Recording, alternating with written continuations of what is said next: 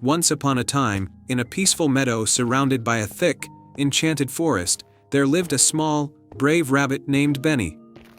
Benny was known throughout the meadow for his curiosity and adventurous spirit. He loved to explore the forest, always hoping to find something magical. One sunny morning, Benny hopped further into the forest than ever before. As he ventured deeper, he stumbled upon a hidden path covered in vines. With a twitch of his nose and a flick of his ears, Benny decided to follow the path. It led him to a magnificent garden unlike any he had ever seen. The garden was filled with flowers of every color, sparkling with dew that glimmered like diamonds. In the center of the garden stood a large, ancient tree with a trunk as wide as Benny's burrow. Intrigued, Benny hopped closer to the tree. As he approached, a gentle voice whispered through the leaves. "Welcome, brave rabbit," the voice said. Benny looked around, his whiskers twitching in curiosity. From behind the tree, a tiny fairy emerged, her wings shimmering in the sunlight. "I am Lila, the guardian of this magical garden," she said. "You have shown great courage to venture this far, and I need your help." Benny, ever eager for adventure, nodded eagerly. "What can I do to help, Lila?" Lila explained that the garden was in danger. The magical tree in the center, known as the Tree of Life, had started to wither. Its magic was fading because a dark spell had been cast on it by the wicked sorcerer, Grimwald. To save the garden, Benny had to find 3 enchanted items: the Pearl of Purity, the Emerald Leaf, and the Sapphire Dewdrop. Lila handed Benny a small, silver amulet. "This will guide you on your quest," she said. "Trust in your heart, and you will succeed." With a determined hop, Benny set off on his quest. The amulet glowed softly, leading him to the first item, the Pearl of Purity. Benny found himself at the edge of a clear, tranquil pond. At its center, on a lily pad, lay the Pearl of Purity, shining brightly.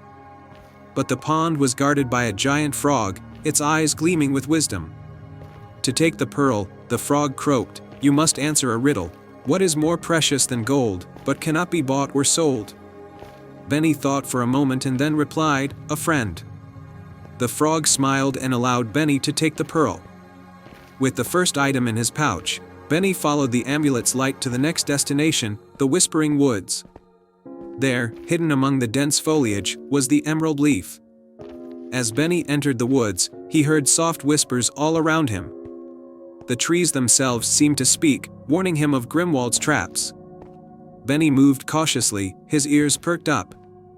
Finally, he found the Emerald Leaf high up in a tree, glowing green and vibrant.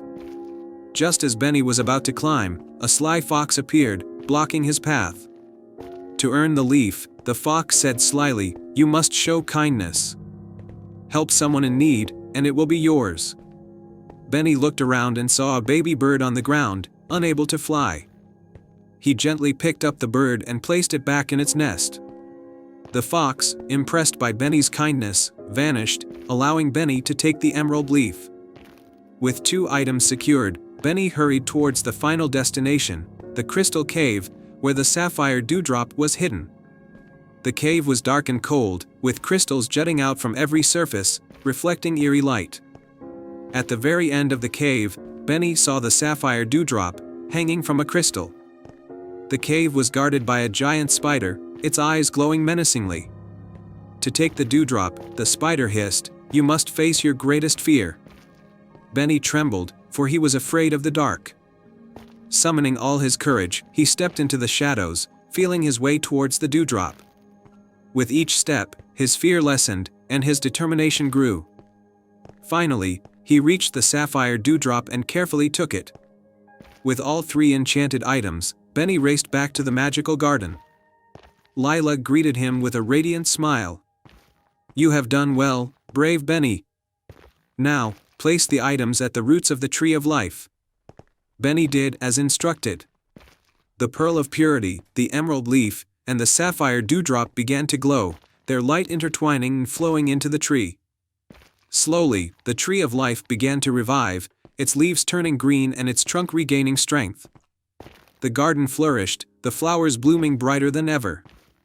Lila touched Benny's nose with her tiny hand. Thank you, Benny. You have saved the garden and restored its magic. You truly are a brave and kind-hearted rabbit. Benny beamed with pride. From that day on, he was known as the hero of the magical garden. The villagers of Meadowbrook celebrated his bravery and kindness, and the garden remained a place of wonder and beauty for all to enjoy. And so, Benny lived happily ever after, always ready for new adventures and always guided by his brave and kind heart. Once upon a time, in the peaceful village of Alderwood, there was a legend about an enchanted garden hidden deep within the Whispering Forest.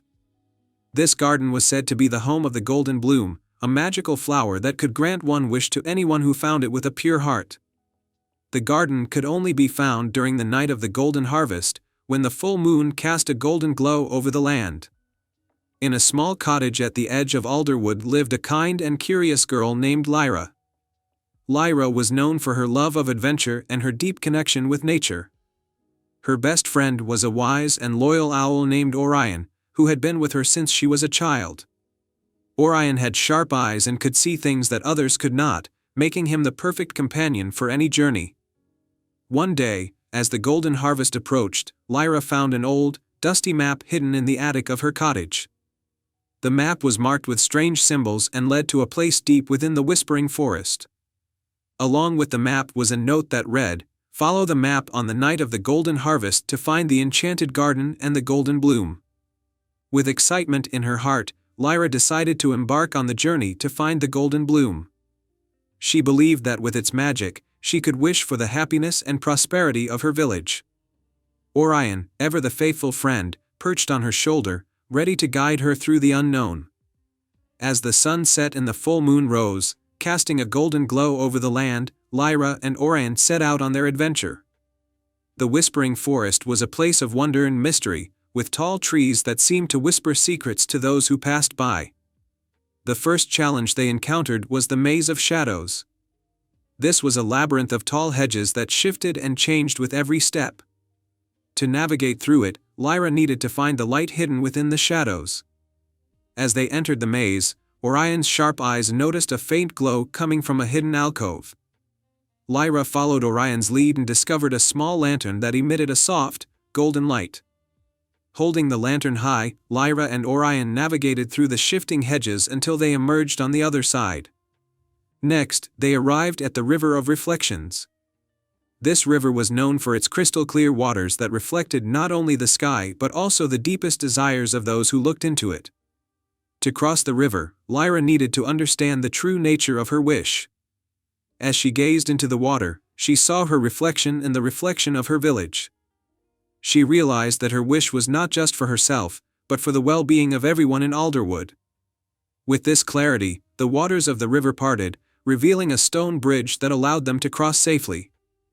Finally, they reached the Valley of Echoes.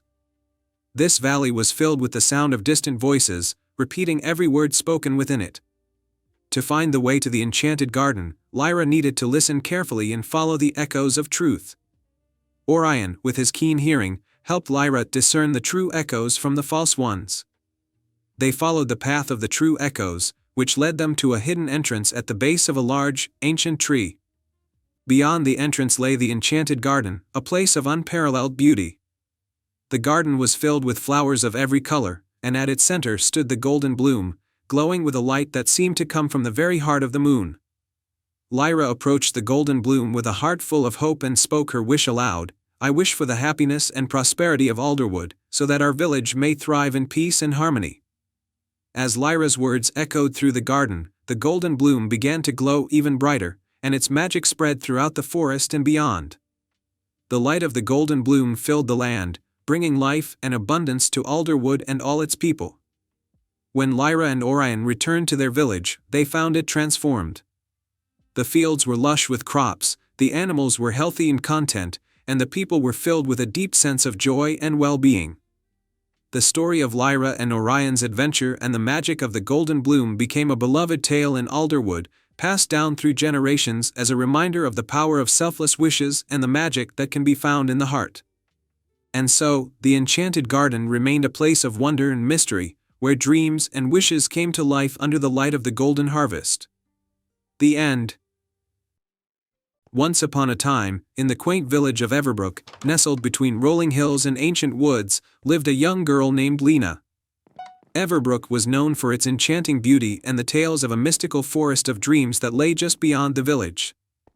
The forest was said to be filled with magical creatures and hidden wonders, but it was also shrouded in mystery and an enchantment that made it nearly impossible to navigate. Every full moon, a radiant lantern known as the Moonlit Lantern would appear at the edge of the forest.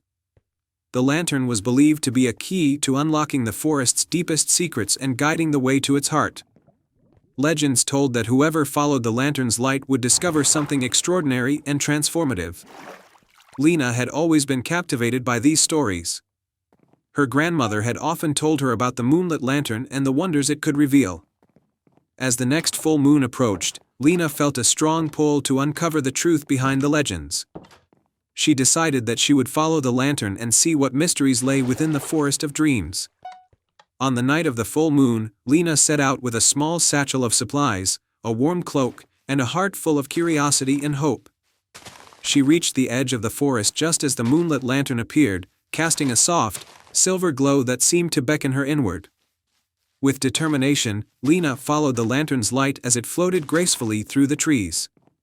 The forest was filled with enchanting sounds, the rustle of leaves, the distant call of owls, and the soft whisper of the wind. As Lena walked deeper into the forest, she encountered a variety of magical creatures, fireflies that danced like stars, mischievous pixies that played among the branches, and a wise old owl perched on a gnarled tree. The owl, noticing Lena's approach, hooted softly. "Welcome, young traveler. To proceed further, you must solve a riddle. Only then will you earn the right to continue your journey." Lena nodded, eager to prove herself. The owl began, "I can be cracked, made, told, and played. What am I?" Lena thought carefully and then replied, "A joke." The owl's eyes twinkled with approval. "Well done. The path ahead is now open to you." Lena continued following the Moonlit Lantern, which now led her to a shimmering pond surrounded by luminescent flowers. The pond's surface was perfectly still, and the moonlight reflected off it like a silver mirror. At the edge of the pond, a graceful water nymph named Seraphina awaited her. To cross the pond, Seraphina said, "You must show your kindness. There is a small boat that will take you, but it is stuck on the other side of the pond. Help it return here, and I will grant you passage." Lena spotted the boat tangled in some reeds across the pond. She carefully waded through the shallow water, freeing the boat and guiding it back to Seraphina. The water nymph, pleased by Lena's willingness to help, created a bridge of glowing lily pads for Lena to cross. On the other side of the pond, Lena found herself in a glade bathed in soft moonlight. In the center of the glade stood an ancient stone archway, beyond which was a hidden grove. As Lena approached, a majestic stag with silver antlers emerged from the shadows. His name was Thorn, the guardian of the grove. To enter the grove, Thorn said, "You must show your courage. Inside the grove lies a great challenge. Face it with bravery, and you shall succeed." Lena entered the grove, where she found a grand, enchanted tree with a hollow trunk. Inside the hollow, she saw a swirling mist that took the shape of her greatest fears. Lena faced each fear with steadfast resolve, remembering the stories of her grandmother and the hope she had for discovering the forest's secrets. Her bravery and determination shone through, and the mist dissipated, revealing a hidden chamber within the tree. In the center of the chamber was an ornate chest, and beside it, the Moonlit Lantern hovered, its light glowing brighter than ever. Lena opened the chest to find a magnificent book bound in silver. As she touched the book, it began to glow with a soft, warm light, and its pages turned to reveal beautiful illustrations and stories of the Forest of Dreams. The book held the knowledge and wisdom of the forest, and it was a gift to those who ventured with a pure heart and a courageous spirit. With the Moonlit Lantern guiding her, Lena made her way back to Everbrook. The book's magic illuminated her path, and she shared the stories and wisdom with the villagers, enriching their lives and deepening their connection to the enchanting forest. The Forest of Dreams was no longer a place of mystery but a cherished part of Everbrook's heritage.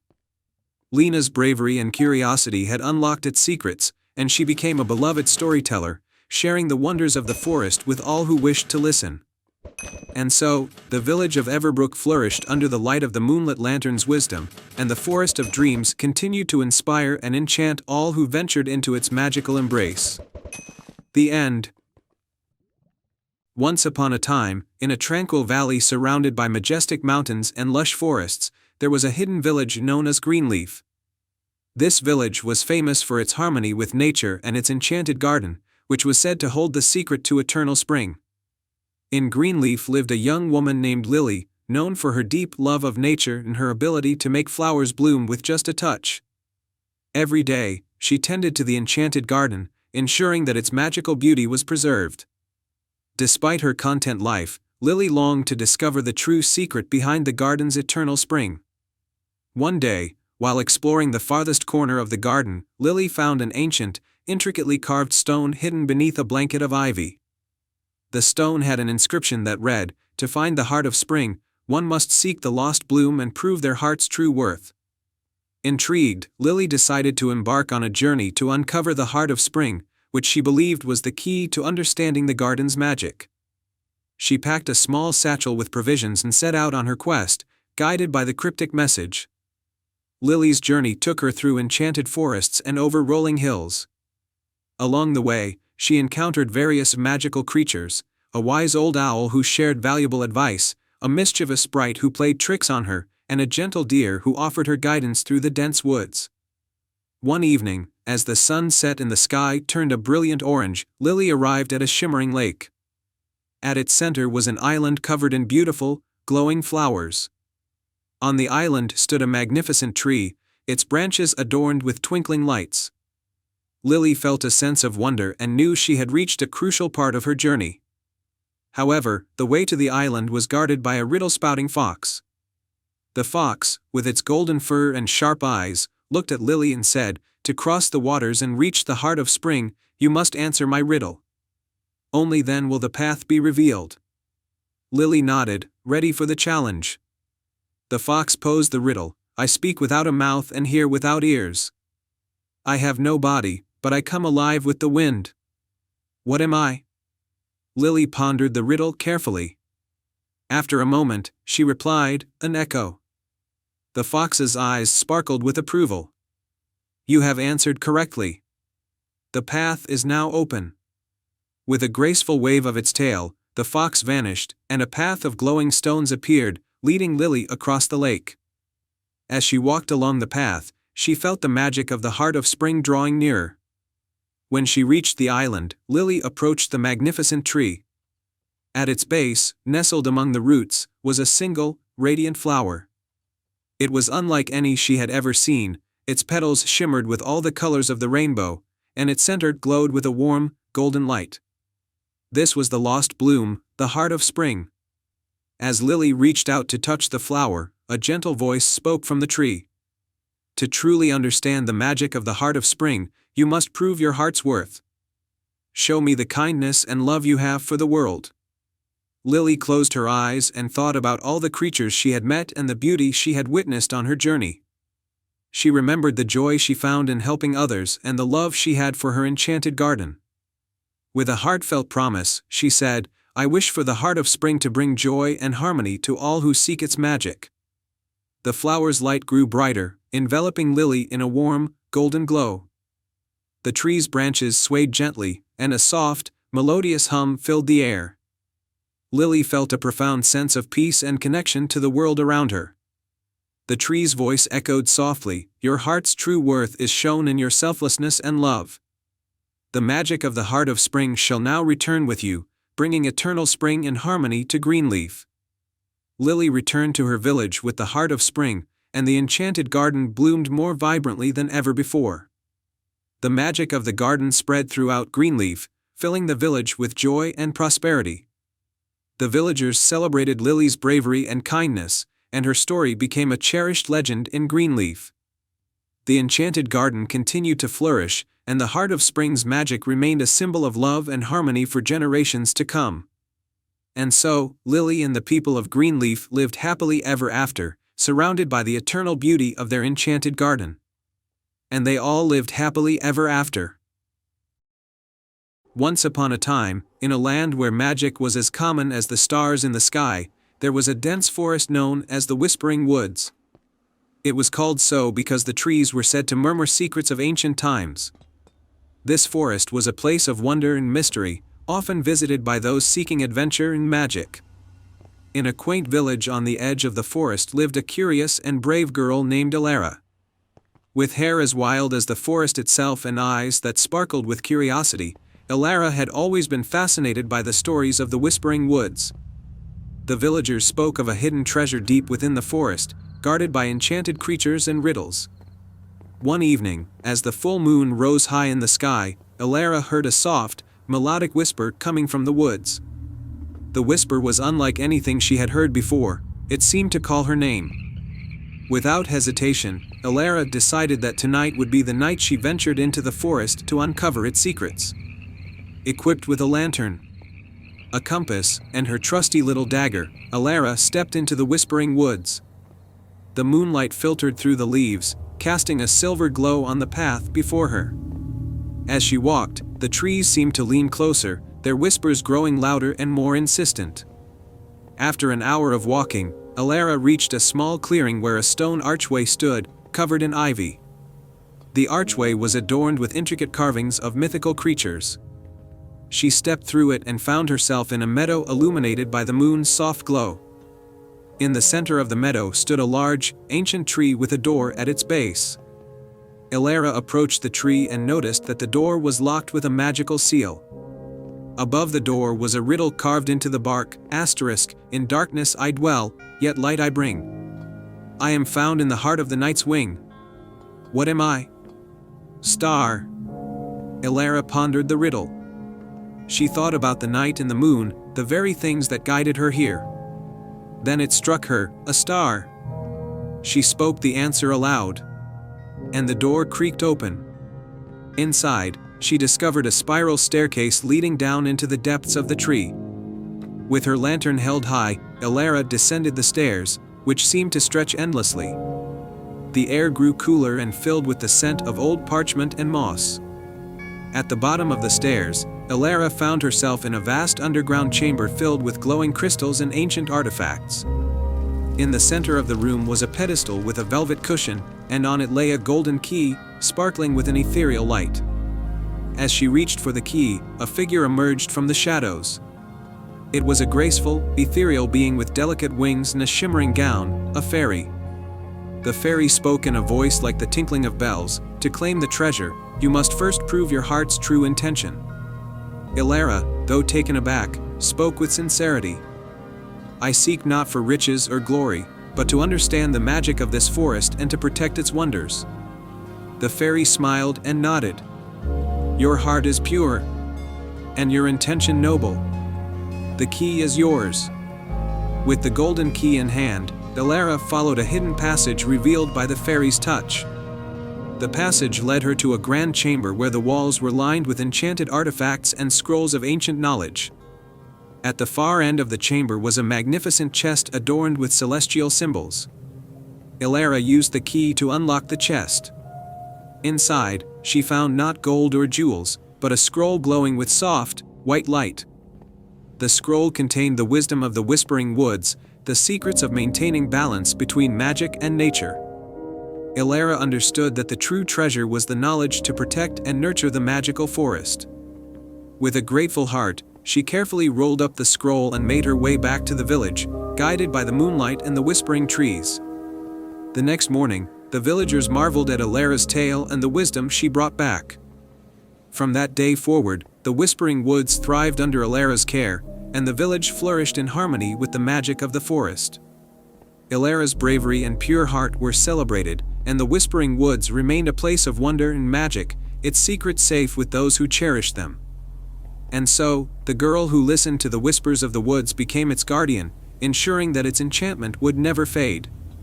And that is how Elara's moonlit quest brought everlasting harmony between magic and nature.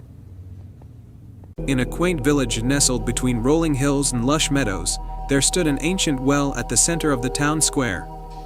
The well was no ordinary one, it was known as the Wishing Well. Legend had it that the well could grant a single wish to anyone who truly believed in its magic, but only if their heart was pure.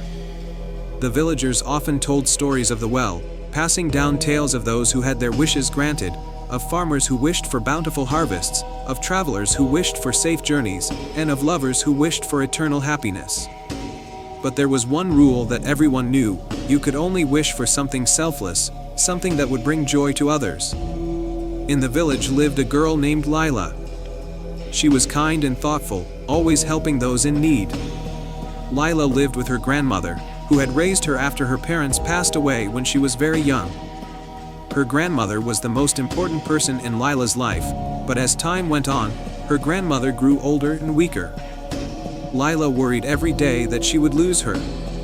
One evening, as Lila was tending to her grandmother, the old woman held her hand and whispered, "Lila, my dear, there is something I want you to have." She handed Lila a small, silver coin. "This is for the wishing well. I kept it for years, waiting for the right moment, but I think you should have it now. Use it wisely, my sweet girl." Lila took the coin, feeling the weight of her grandmother's words. She had heard of the well's power, but she had never imagined she would be the one to make a wish. She knew exactly what she wanted: to wish for her grandmother's health to be restored. But she also knew the rule: the wish had to be selfless. That night, Lila lay awake, thinking about what to do. She loved her grandmother more than anything, but she didn't want to break the well's rule. As she thought about it, she remembered all the kindness her grandmother had shown to others over the years, how she had helped neighbors in need, cared for the sick, and shared her wisdom with everyone. Lila realized that the best way to honor her grandmother was to wish for something that would bring happiness to the whole village, just as her grandmother had always done. With that in mind, she knew what her wish would be. The next morning, Lila walked to the wishing well with the silver coin clutched tightly in her hand. The village was quiet, the sun just beginning to rise. As she approached the well, she felt a gentle breeze, as if the well was welcoming her. Lila took a deep breath and closed her eyes, thinking of all the people in the village, including her grandmother. She tossed the coin into the well and whispered, "I wish for a garden to grow in the heart of our village, a garden that will bring joy and nourishment to all who live here." The well was silent for a moment, and then Lila heard a soft, melodious sound, like the tinkling of bells. She opened her eyes and saw a faint glow emanating from the well. The light spread out, covering the ground around the well, and wherever it touched, flowers and plants began to grow. Within moments, the village square had transformed into a beautiful garden, filled with vibrant flowers, lush greenery, and fruit-bearing trees. The air was filled with the sweet scent of blossoms, and the sound of birds singing in the trees. The villagers soon awoke to find the garden, and they were amazed. They gathered in the square, marveling at the beauty that had appeared overnight. Lila's grandmother, feeling stronger than she had in years, joined them, her face lighting up with joy at the sight. Lila stood by the well, her heart swelling with happiness. She knew that her wish had been granted, not just for her grandmother, but for everyone. The garden became a place where the villagers would come together, sharing in its bounty and finding peace and joy in its beauty. As time passed, the garden grew even more magnificent, and the village prospered. Lila's grandmother regained her strength, and the villagers often spoke of the day the wishing well had granted Lila's wish. They never knew exactly what she had wished for, but they knew that it had been made with a heart full of love. Lila would often visit the well, sitting by its edge and watching the garden grow. She knew that the true magic of the well wasn't just in granting wishes, but in teaching everyone the power of selflessness and the joy that comes from giving to others. And so, the village thrived, with the wishing well and its magical garden at its heart, a symbol of the love and kindness that Lila had shown with her simple, yet powerful wish. The end. Once upon a time, in a cozy little village nestled between rolling hills, there lived a curious kitten named Kiki. Kiki had bright green eyes, soft gray fur, and an insatiable curiosity about the world around her. While the other kittens in the village were content to play with yarn and chase butterflies, Kiki always dreamed of discovering new and exciting places. One sunny morning, as Kiki was exploring the outskirts of the village, she stumbled upon an old, forgotten path overgrown with ivy and wildflowers. Her whiskers twitched with excitement as she sniffed the air. She had never seen this path before, and her adventurous spirit urged her to follow it. Kiki trotted down the path, her paws making soft sounds on the moss-covered ground. The further she went, the more magical the surroundings became. Birds with bright plumage sang sweet melodies, and butterflies of every color danced around her. After a while, Kiki reached a tall, ancient wooden gate covered in vines. With a gentle push of her paw, the gate creaked open, revealing a hidden garden. It was the most beautiful place Kiki had ever seen. The garden was filled with vibrant flowers, tall trees with golden leaves, and a sparkling stream that wound its way through the center. At the heart of the garden stood a magnificent fountain, its water glistening in the sunlight. As Kiki explored the garden, she noticed something unusual about the fountain. At its base was an intricate mosaic depicting a story. It showed a young girl and a kitten, just like Kiki, discovering the garden and embarking on a grand adventure. Curiosity piqued, Kiki examined the mosaic closely and found a hidden compartment. Inside was a small, ornate key. "I wonder what this opens," Kiki thought, her green eyes sparkling with anticipation. Just then, a soft voice called out, "Hello, little kitten. What brings you to our magical garden?" Kiki turned to see a graceful, shimmering fairy with delicate wings fluttering nearby. The fairy introduced herself as Lila, the guardian of the hidden garden. "Hello, Lila," Kiki replied. "I found this key near the fountain. Do you know what it opens?" Lila smiled kindly. "That key unlocks the door to the enchanted glade, a place filled with wonders and secrets. But the journey to the glade is not easy. You must be brave and kind-hearted to reach it." Kiki felt a mix of excitement and determination. "I'm ready for the adventure," she said confidently. Lila nodded and pointed to a small, hidden door at the edge of the garden. Kiki approached the door, inserted the key, and with a soft click, it opened. Beyond the door lay a path lined with glowing flowers and twinkling lights. As Kiki ventured down the path, she encountered various magical creatures. She helped a family of fireflies find their lost child, guided a confused hedgehog back to his home, and shared her food with a hungry rabbit. With each act of kindness, the path grew brighter, and Kiki felt more confident. Finally, after what seemed like a long journey, Kiki reached the enchanted glade. It was a breathtaking sight. The glade was filled with the soft glow of bioluminescent plants, and the air was filled with the sweet scent of jasmine. In the center of the glade was a large, ancient tree with golden bark and silver leaves. At the base of the tree was a small door, much like the one in the garden. Kiki used the key one last time, and the door opened to reveal a hidden chamber filled with treasures, shimmering crystals, golden trinkets, and a book bound in velvet. Kiki carefully opened the book, and to her surprise, it told the story of her journey, the friends she had helped and the challenges she had overcome. At the end of the story, it read, "The greatest treasure of all is the kindness and courage you have shown." Just then, Lila appeared beside her. "You have done well, Kiki," she said softly. "This glade and its treasures are a reward for your bravery and kindness. You are always welcome here." Kiki's heart swelled with pride and happiness. She thanked Lila and promised to return.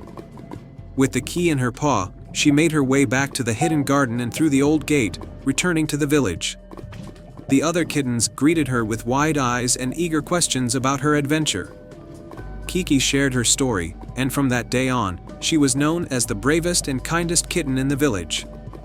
Kiki continued to explore, always ready for the next adventure, and she never forgot the magical garden and the enchanted glade. She kept the key close, a reminder of the incredible journey and the friends she had made along the way. And so, Kiki the curious kitten lived happily, with a heart full of kindness and a spirit always eager for the next adventure. The end. Once upon a time, in a peaceful village nestled between emerald hills and shimmering lakes, there was a grand old tree known as the Whispering Willow. The tree was said to have magical powers and could grant wishes to those who approached it with a pure heart. However, no one had ever heard the tree's whispers, and its magic had become more of a legend than a reality. In this village lived a young girl named Mira. Mira was known for her kindness and her love for nature. She spent her days tending to the village gardens and helping the animals. Though she often heard stories about the Whispering Willow, she had never seen it up close. One sunny afternoon, as Mira was walking by the edge of the forest, she noticed a gentle breeze rustling through the trees. The wind carried a soft, melodious whisper that seemed to be calling her name. Intrigued, Mira followed the sound until she reached the Whispering Willow. The ancient tree stood tall and majestic, its branches swaying gracefully as if greeting her. Mira approached the tree with reverence. "Hello, Whispering Willow," she said softly. "I've heard so much about you and your magic. I wish to understand if the tales are true." To her surprise, the Whispering Willow responded with a warm, melodic voice. "Welcome, Mira. I have been waiting for someone with a pure heart to hear my whispers. To unlock my magic, you must first solve the riddles of the forest. Only then will you discover the true power of the Whispering Willow." Mira eagerly agreed to the challenge. The first riddle came from the tree's rustling leaves. "I am not alive, but I can grow. I don't have eyes, but I can see. I am not alive, but I need light to live. What am I?" Mira thought carefully and answered, "A shadow." The Whispering Willow's leaves shimmered with approval. The second riddle followed. "I have keys but open no doors. I have strings but I am not a harp. You can play me, but I am not a game. What am I?" With a smile, Mira replied, "A piano." The Whispering Willow's branches swayed with delight. And the final riddle was presented. "I can be cracked, made, told, and played. What am I?" Mira answered confidently, "A joke." The tree's branches sparkled with a magical light, and the Whispering Willow's voice grew clearer.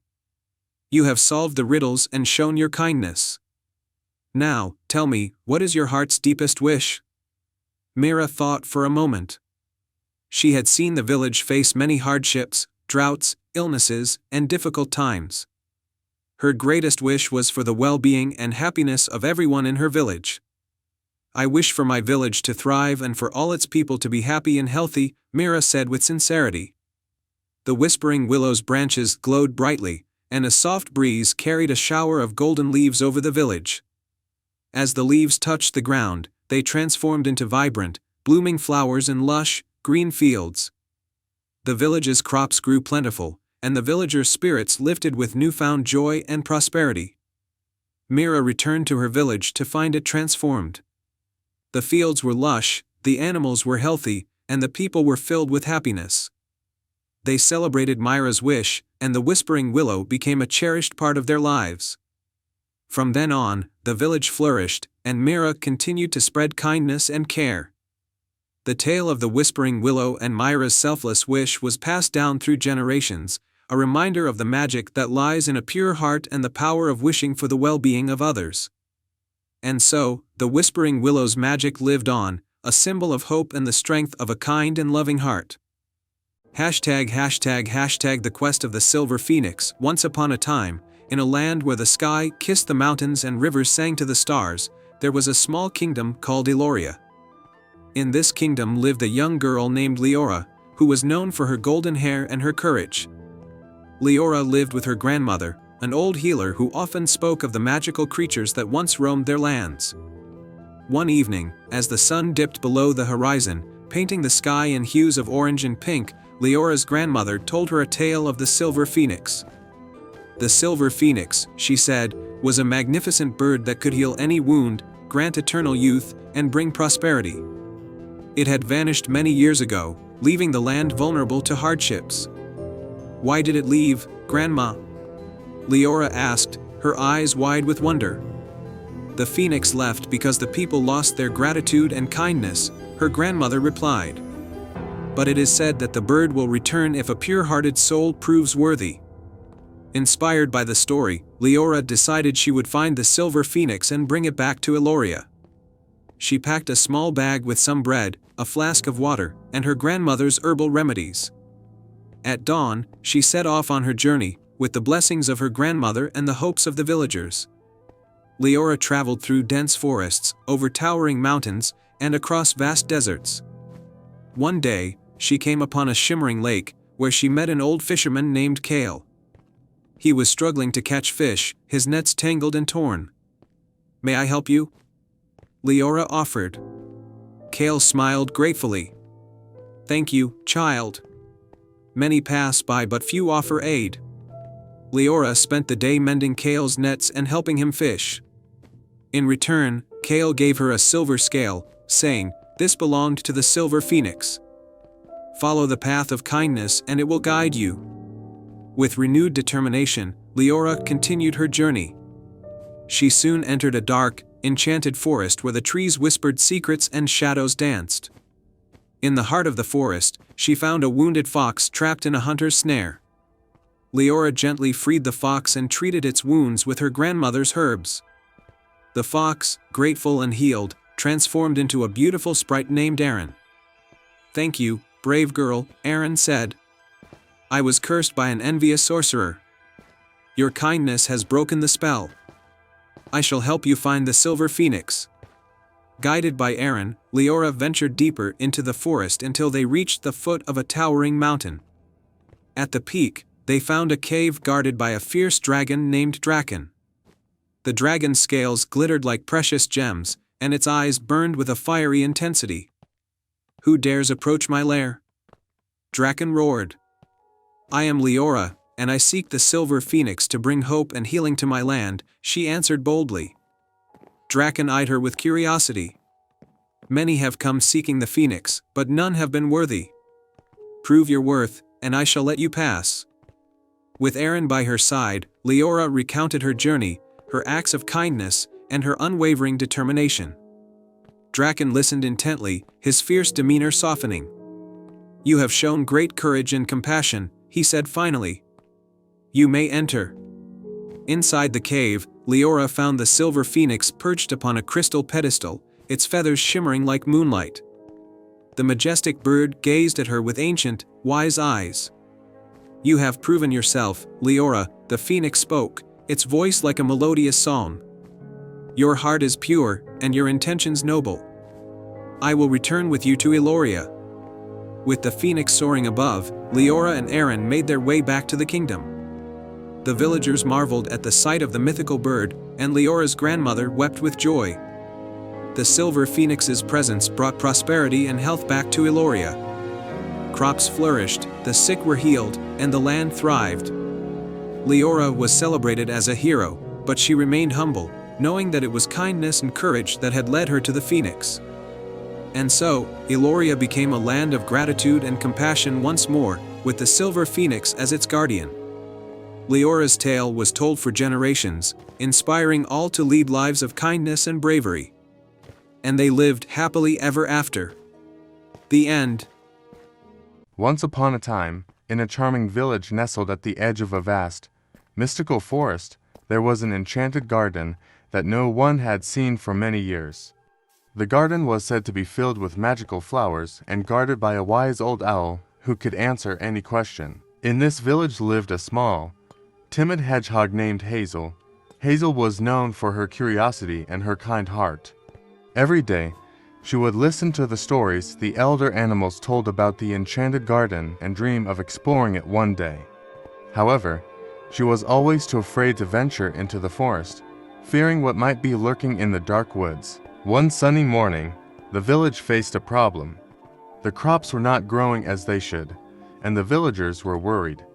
The only hope they had was the enchanted garden, which was rumored to have plants with magical properties that could restore the land. The village elder called a meeting and announced, "We need someone brave to find the enchanted garden and bring back a magical flower. Who among us will take on this quest?" Hazel's heart raced.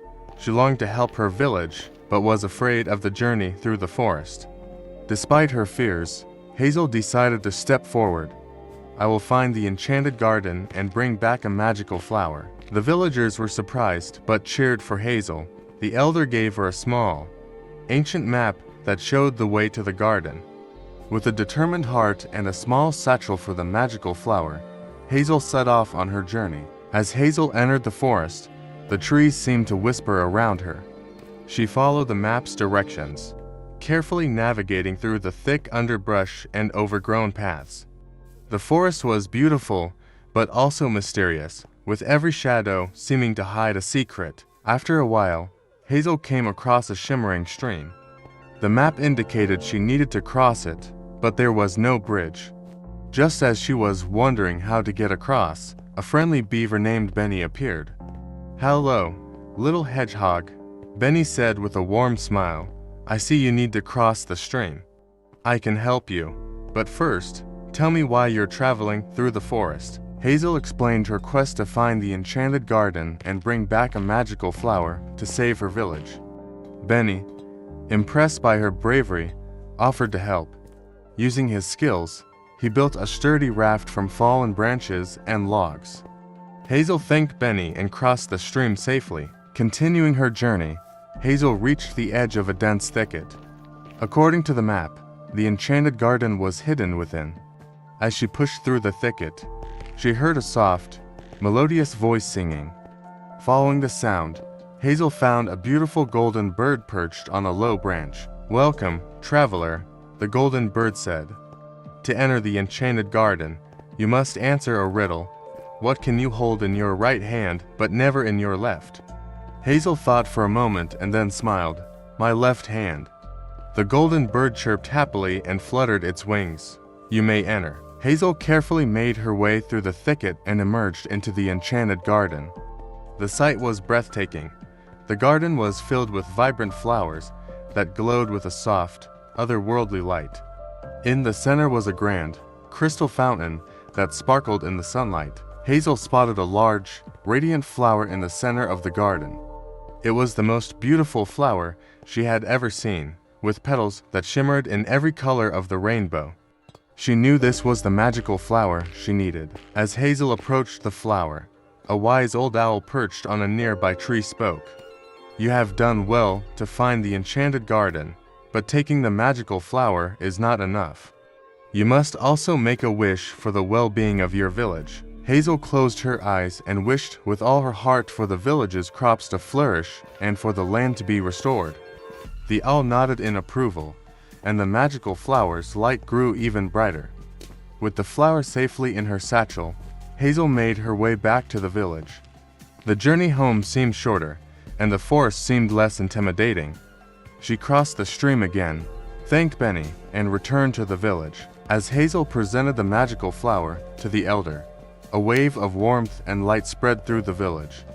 The crops began to grow lush and green, and the land was restored to its former beauty. The villagers celebrated Hazel's bravery with a grand feast. They thanked her for saving their village and admired her courage. The elder spoke. "Hazel, you have shown us that even the smallest among us can achieve great things with a brave heart." From that day on, Hazel was no longer timid, but was known for her courage and kindness. The enchanted garden remained a symbol of hope and magic, and Hazel's story was told for generations to come. And so, Hazel lived happily in her village, always ready for new adventures and eager to help others in need. The enchanted garden continued to bloom with magic, and the village thrived under its blessing.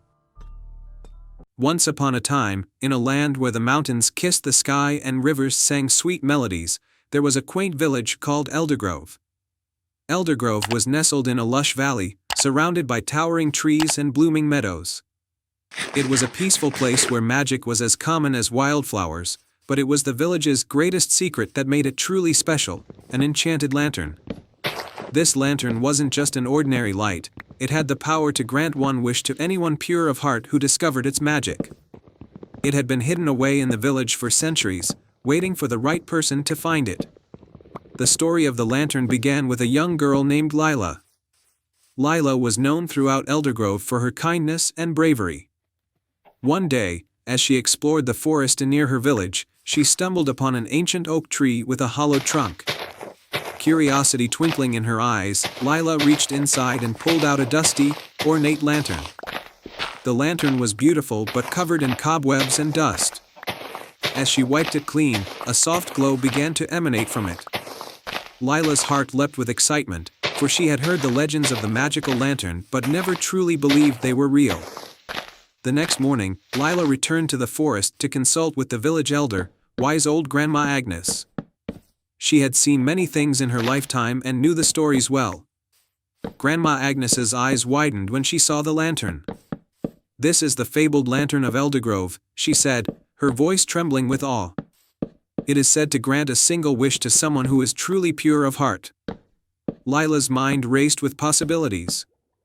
She thought of wishing for endless wealth or power, but those thoughts felt hollow compared to the warmth she felt when helping others. She knew her wish had to be something that would benefit not just her but the entire village.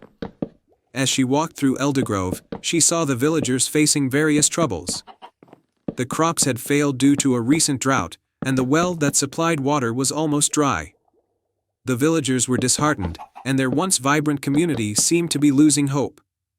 Lila knew what she had to do. That night, she gathered the villagers and explained her plan. With their support, she made her wish. Holding the lantern high, she said, "I wish for Eldergrove to be blessed with abundant water, so our crops can grow, our wells can fill, and our village can thrive once more." The lantern glowed brightly, and a gentle breeze swirled around them, carrying with it the soothing scent of rain. The next morning, the skies opened up, and a soft, steady rain began to fall.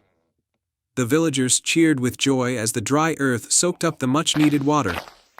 The crops began to recover, and the well filled to the brim. As days turned into weeks, Eldergrove flourished like never before. The once dying crops were now thriving, and the village returned to its vibrant, joyous self.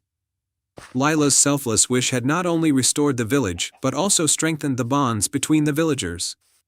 One evening, as Lila walked through the meadow, she saw a small, golden light fluttering in the air. It was the spirit of the lantern, now free of its duties. The spirit spoke to her in a gentle, melodious voice, "Thank you, Lila. Your pure heart and selfless wish have brought joy to Eldergrove. Though the lantern's magic is now fulfilled, the true magic lies in the kindness you've shown." With that, the spirit faded into the twilight, leaving behind a gentle, warm glow that bathed the village in a serene light. From that day on, the lantern was kept in the village square as a reminder of the power of selflessness and the magic that lives within every kind heart. And so, Eldergrove thrived, not just from the blessings of a magical lantern but from the love and care of its people.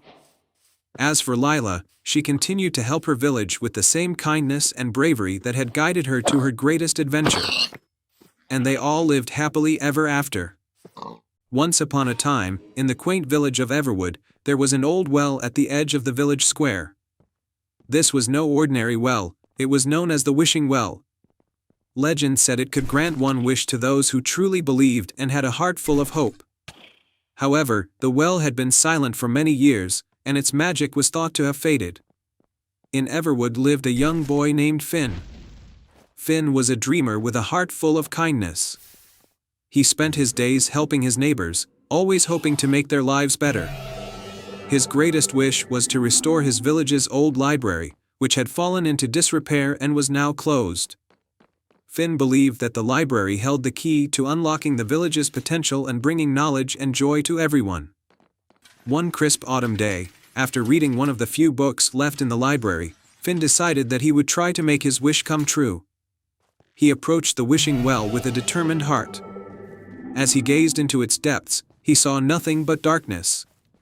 Yet, he had heard the stories from his elders and believed in the well's magic. With a deep breath, Finn took a small coin from his pocket and dropped it into the well, making his heartfelt wish. "I wish to restore the old library and bring knowledge and happiness back to Everwood," he said. The well remained silent, and Finn left feeling a mixture of hope and doubt. As days passed, Finn worked tirelessly on his own, cleaning up the library, repairing broken shelves, and gathering donations from the villagers.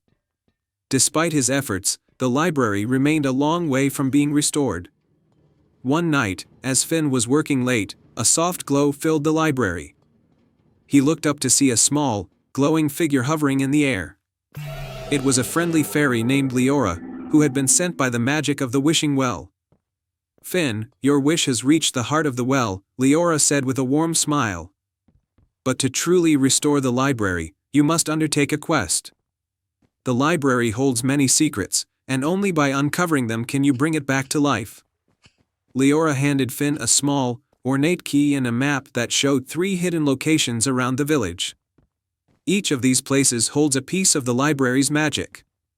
Find them, and you will unlock the power needed to restore the library. Finn accepted the key and the map, and the next day began his quest. The first location on the map was the old oak tree at the edge of the village.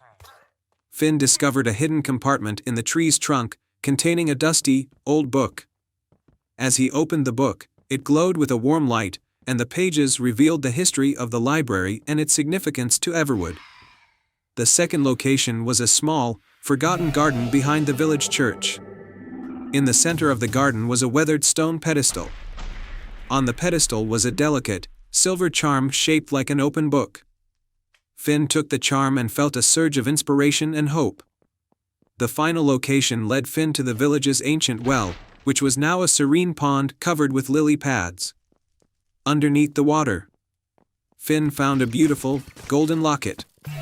Inside the locket was a tiny, intricate model of the library. Finn realized that the locket symbolized the heart of the library and its connection to the villagers. With all 3 pieces in hand, Finn returned to the library. As he placed the book, charm, and locket in the center of the main reading room, a brilliant light enveloped the library. The old shelves and walls were magically restored, and the library's once dusty books began to glow with new life. The villagers gathered in awe as the library was transformed into a vibrant, welcoming place filled with knowledge and magic. They celebrated Finn's success and thanked him for his dedication and hard work. From that day on, the library became the heart of Everwood, where villagers came to learn, share stories, and dream of new possibilities. Finn's wish had come true, and the village flourished with renewed energy and joy. The wishing well, though silent once more, had fulfilled its promise through Finn's unwavering belief and determination. And so, the tale of the wishing well and the boy who restored the library became a cherished story in Everwood, inspiring generations to believe in the magic of their own hearts and the power of dreams. The end. In a quaint seaside village known for its shimmering sands and gentle waves, there was a legend about a magical starfish that lived in the deepest part of the ocean. This starfish was said to have the power to grant one heartfelt wish to anyone who proved their kindness and courage. One day, a young boy named Leo, who lived in the village, found his world turned upside down. His beloved dog, Max, had fallen ill and no remedy seemed to work. Leo had heard the old tales of the magical starfish and decided to seek it out in hopes of saving his friend. With a determined heart, Leo set out for the ocean just as the sun began to set. He navigated through the rocky shoreline and boarded a small boat that his father had built. As the boat glided into the open sea, the sky turned a beautiful shade of twilight, and the first stars began to twinkle. Leo sailed far beyond the village, guided only by the shimmering sea and the stories of the magical starfish. As night fell, the water beneath him began to glow with a soft, ethereal light. Leo knew he was close. He anchored his boat and dove into the water, swimming toward the mysterious light. As he descended into the depths of the ocean, the light grew brighter, revealing an underwater kingdom of colorful coral and schools of radiant fish. At the heart of this magical realm, Leo spotted the starfish resting on a bed of golden seaweed. Its 5 arms sparkled with hues of blue, green, and purple. "Hello," Leo called out, his voice bubbling through the water. "I've come to find the starfish and make a wish. My dog Max is very ill, and I need your help." The starfish stirred, its eyes twinkling with a gentle light. To receive the magic of the starfish, you must first prove your kindness and bravery. There are 3 tasks you must complete. Leo nodded eagerly. "I will do whatever it takes." The first task was to help a group of sea turtles that had become entangled in a mass of discarded fishing nets. Leo swam swiftly to their aid, carefully cutting away the nets and freeing the turtles. The grateful turtles swam in circles around him, guiding him with their gentle nudges toward the next task. The second task was to find a lost pearl that had been stolen by a mischievous octopus. The octopus, although playful, was known for hiding things in tricky places. Leo followed the octopus's playful movements and discovered the pearl nestled in a hidden cave. He returned the pearl to the grateful octopus, who rewarded him with a glowing seashell as a token of thanks. For the final task, Leo had to navigate through a dark underwater cavern filled with swirling currents and shadowy figures. With the light from the glowing seashell and the courage in his heart, Leo ventured through the cavern, using his wits to avoid the dangers and find the exit. When he emerged from the cavern, he saw the starfish waiting for him with a warm, welcoming glow. You have completed the tasks with bravery and kindness. Your wish shall now be granted. The starfish waved its arms, and a soft, magical light enveloped Leo. The light surged through the ocean and traveled back to the shore where Max lay. As the light touched Max, his strength returned, and he stood up, wagging his tail and barking joyfully. Leo returned to the village, where he was greeted with cheers and celebration. Max was healthy and full of life once more, and the villagers marveled at Leo's bravery and the magic of the starfish. The starfish continued to dwell in its underwater kingdom, its magic a reminder of the power of kindness and courage. And whenever the village children looked out at the sea, they remembered the tale of Leo and the starfish's secret, knowing that even in the deepest depths, magic awaited those who truly believed. Once upon a time, in a quaint village nestled between misty mountains and a shimmering lake, there was a magical lantern known as the Moonlit Lantern. This lantern was said to have been crafted by the moon goddess herself, and it was believed that it held the power to bring dreams to life when its light touched the earth under a full moon. The villagers of Moonridge cherished the Moonlit Lantern, and they used its light to guide lost travelers and to bring hope during dark times. However, one year, a great storm swept through the village, and the lantern's light dimmed, losing its magic. The villagers were heartbroken, for without the lantern's glow, their dreams and hopes seemed to vanish into the darkness. Among the villagers was a courageous and imaginative girl named Alina. She loved the Moonlit Lantern deeply and was determined to restore its magic. One night, as she gazed at the dim, flickering light of the lantern, she heard a soft whisper in the breeze, "Find the Starlit Jewel to rekindle the lantern's light." Alina knew that the Starlit Jewel was a legendary gem believed to be hidden deep within the enchanted forest, a place filled with magical creatures and enchanted paths. Determined to help her village, Alina set out on her quest. As she ventured into the enchanted forest, she met a wise old fox named Thorn, who was known for his knowledge of the forest secrets. "Hello, Alina," Thorn greeted her. "To find the Starlit Jewel, you must first complete 3 challenges. Only then will the path to the jewel reveal itself." Alina accepted the challenges and continued her journey. The first challenge led her to a crystal-clear lake where she encountered a graceful swan named Serafina. Serafina's task was to test Alina's wisdom. To pass this challenge, Serafina said, "You must solve this riddle. I can be cracked, made, told, and played. What am I?" Alina thought carefully and answered, "A joke." Serafina smiled and gave Alina a shimmering silver feather, which would help guide her through the forest.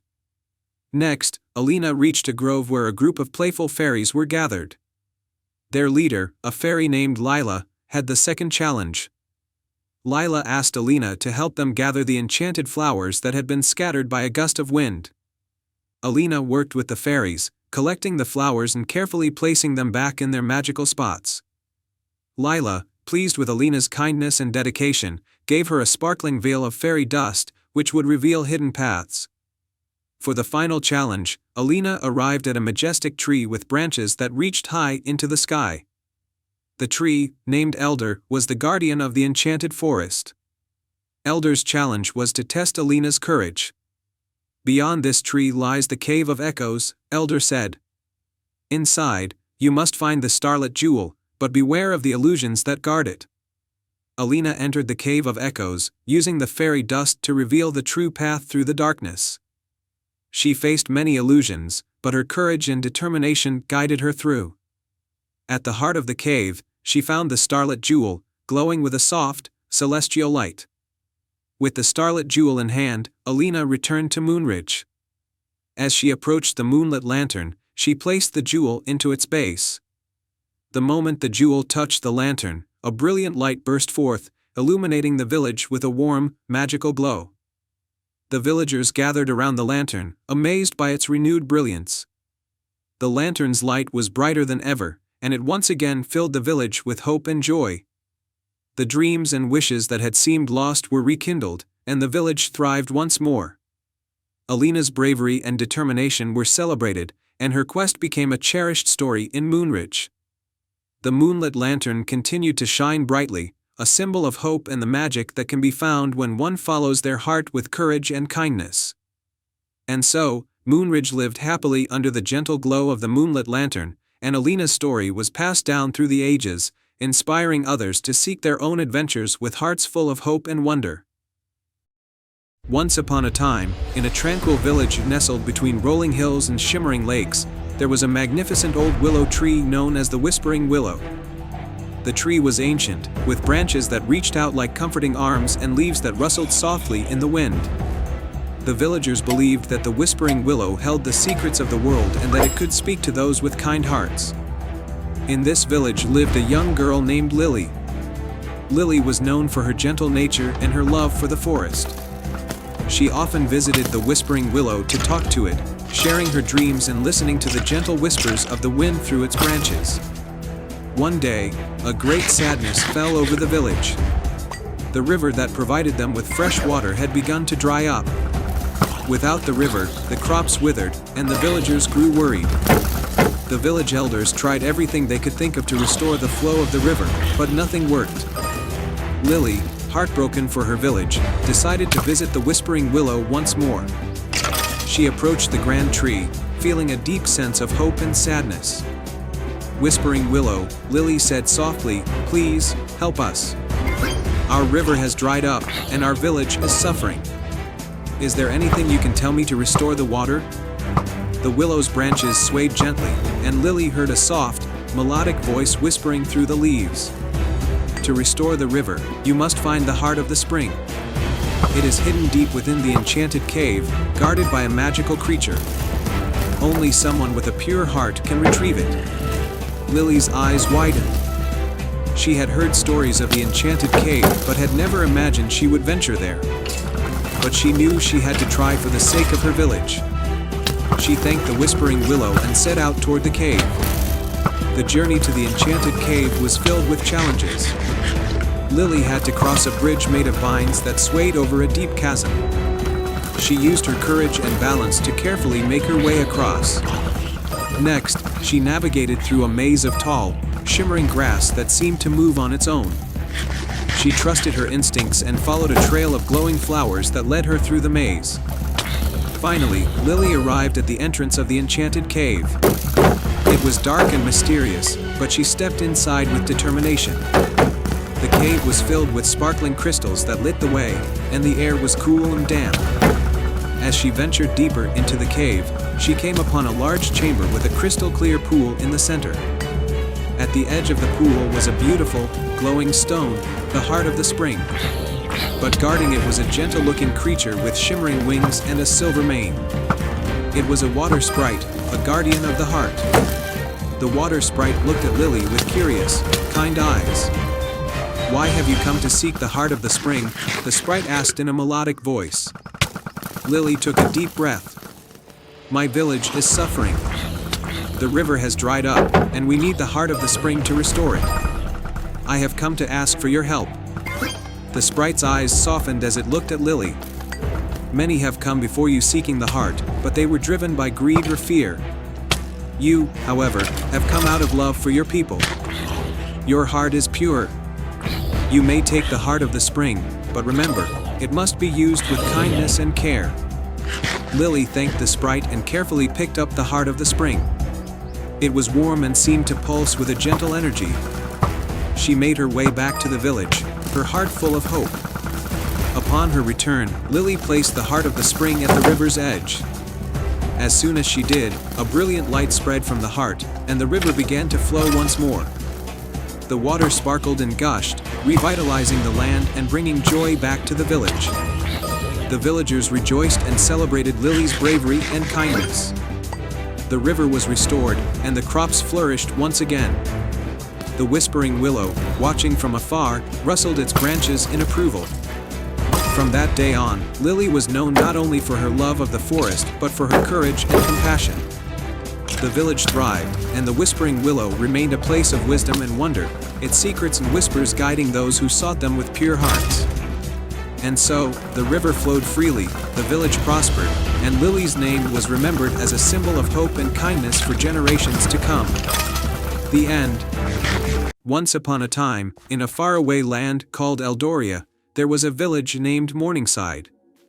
This village was renowned for its beautiful orchards that stretched as far as the eye could see. The orchards bore the most delicious fruits, and people from neighboring villages would come to trade and taste the exquisite produce. In the heart of the largest orchard stood an ancient, majestic tree known as the Starlight Tree. The tree was said to be enchanted, its leaves shimmering with a silvery glow, and its fruits possessing magical properties. The villagers believed that the tree was a gift from the stars, and they treated it with great reverence, celebrating its bounty with festivals and songs. However, one year, the Starlight Tree stopped bearing fruit. Its leaves lost their shimmer, and the villagers were overcome with sorrow. The once thriving village began to wither, and the joy that filled Morningside faded. The village elders consulted ancient texts and prophecies, trying to understand what had gone wrong. They discovered an old legend that spoke of a curse placed on the tree by a jealous sorceress. The curse could only be broken by retrieving a magical artifact known as the starseed, hidden in the depths of the enchanted forest. In Morningside lived a young girl named Alara, known for her bravery and kindness. She loved the Starlight Tree dearly, as it had been the heart of many happy memories in her life. Determined to save her village, Alara volunteered to find the starseed and restore the tree's magic. The villagers were hesitant to let her go, knowing the dangers of the enchanted forest, but Alara's resolve was unwavering. Before she set off, the village elders gave Alara a locket that had been passed down through generations. The locket contained a piece of the tree's bark and was said to protect its wearer from dark magic. With the locket around her neck and a heart full of hope, Alara ventured into the enchanted forest. The forest was dense and filled with enchantments. As Alara navigated through the towering trees, she encountered a talking fox named Ryan. Ryan had bright, intelligent eyes and a mischievous grin. "What brings you to these parts, young one?" he asked. Alara explained her quest, and Ryan, impressed by her courage, offered to guide her through the forest. Together, they faced numerous challenges. They crossed the River of Whispers, where the water tried to lure them off their path with seductive voices. They braved the Cave of Echoes, where every step they took was mirrored by shadows that tried to lead them astray. As they ventured deeper into the forest, they encountered a grumpy old owl named Orin. Orin initially tried to dissuade them, warning of the dangers ahead, but Alara's determination and kindness softened his heart. He revealed that he was once a guardian of the starseed but had failed in his duty due to the sorceress's curse. Feeling responsible, Orin decided to join them on their quest. After days of arduous travel, they finally reached the Glade of Eternal Night, where the starseed was said to be hidden. The glade was bathed in an eerie, perpetual twilight, and at its center stood a crystal pedestal, atop which lay the starseed. Guarding the starseed was a fierce dragon named Nocturne, scales shimmering like obsidian and eyes glowing with a malevolent light. "Who dares to enter my domain?" Nocturne roared, his voice shaking the ground. Alara stepped forward, her voice steady despite her fear. "I am Alara of Morningside, and I seek the starseed to save my village and restore the Starlight Tree." Nocturne laughed, a deep, rumbling sound. "Many have tried and failed. What makes you think you are worthy?" Alara took a deep breath, her hand clutching the locket. "I am not alone. I have the strength and support of my friends, Ryan and Orin, and the hopes of my village. Together, we can break the curse." Touched by her sincerity and bravery, Nocturne's eyes softened. "Very well. To prove your worth, you must face one final challenge. You must touch the starseed with a heart free of fear and full of hope."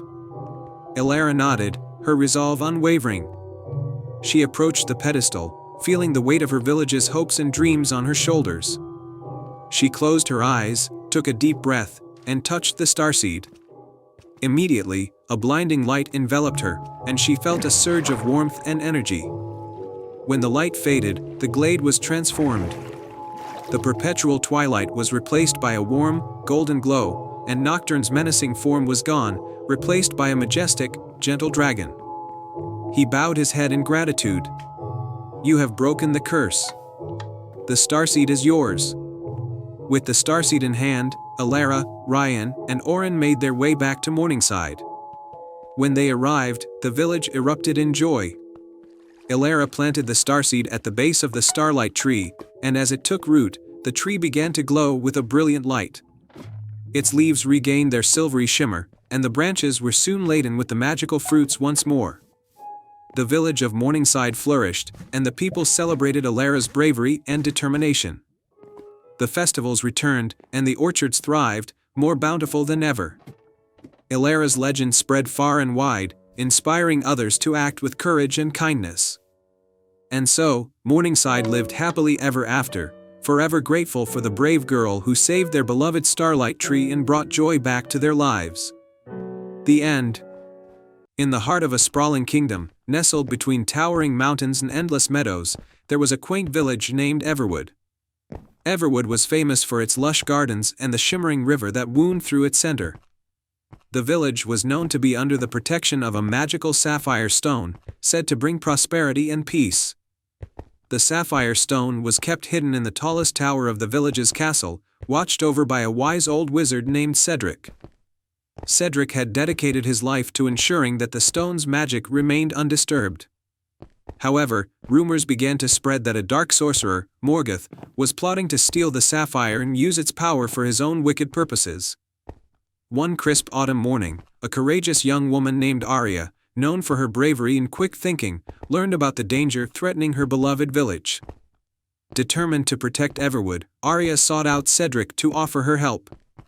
Cedric, though initially hesitant, recognized Arya's fierce determination and agreed to guide her through the castle's many defenses. He handed her a small, enchanted map that would lead her to the sapphire stone. The map was magical, glowing softly and showing the way through the castle's hidden passages and secret traps. Arya set off on her quest, the map guiding her through winding corridors and ancient staircases. The castle was filled with puzzles and obstacles, each one more challenging than the last. As she navigated the castle, she encountered 3 trials, each testing her courage and wisdom. Trial 1, the Labyrinth of Shadows. Arya entered a vast labyrinth where the walls seemed to shift and move. Shadows danced along the pathways, creating illusions and misleading her. To find her way, Arya focused on the gentle hum of her enchanted map, which pulsed with a soft light.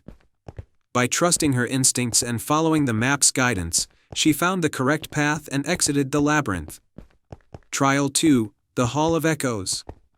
In the Hall of Echoes, Arya faced a series of enchanted mirrors that repeated her voice and created confusing echoes. To pass this trial, she needed to decipher the true voice among the echoes. Using her keen sense of listening and her knowledge of ancient riddles, Arya solved the puzzle and discovered the hidden door that led her to the next challenge.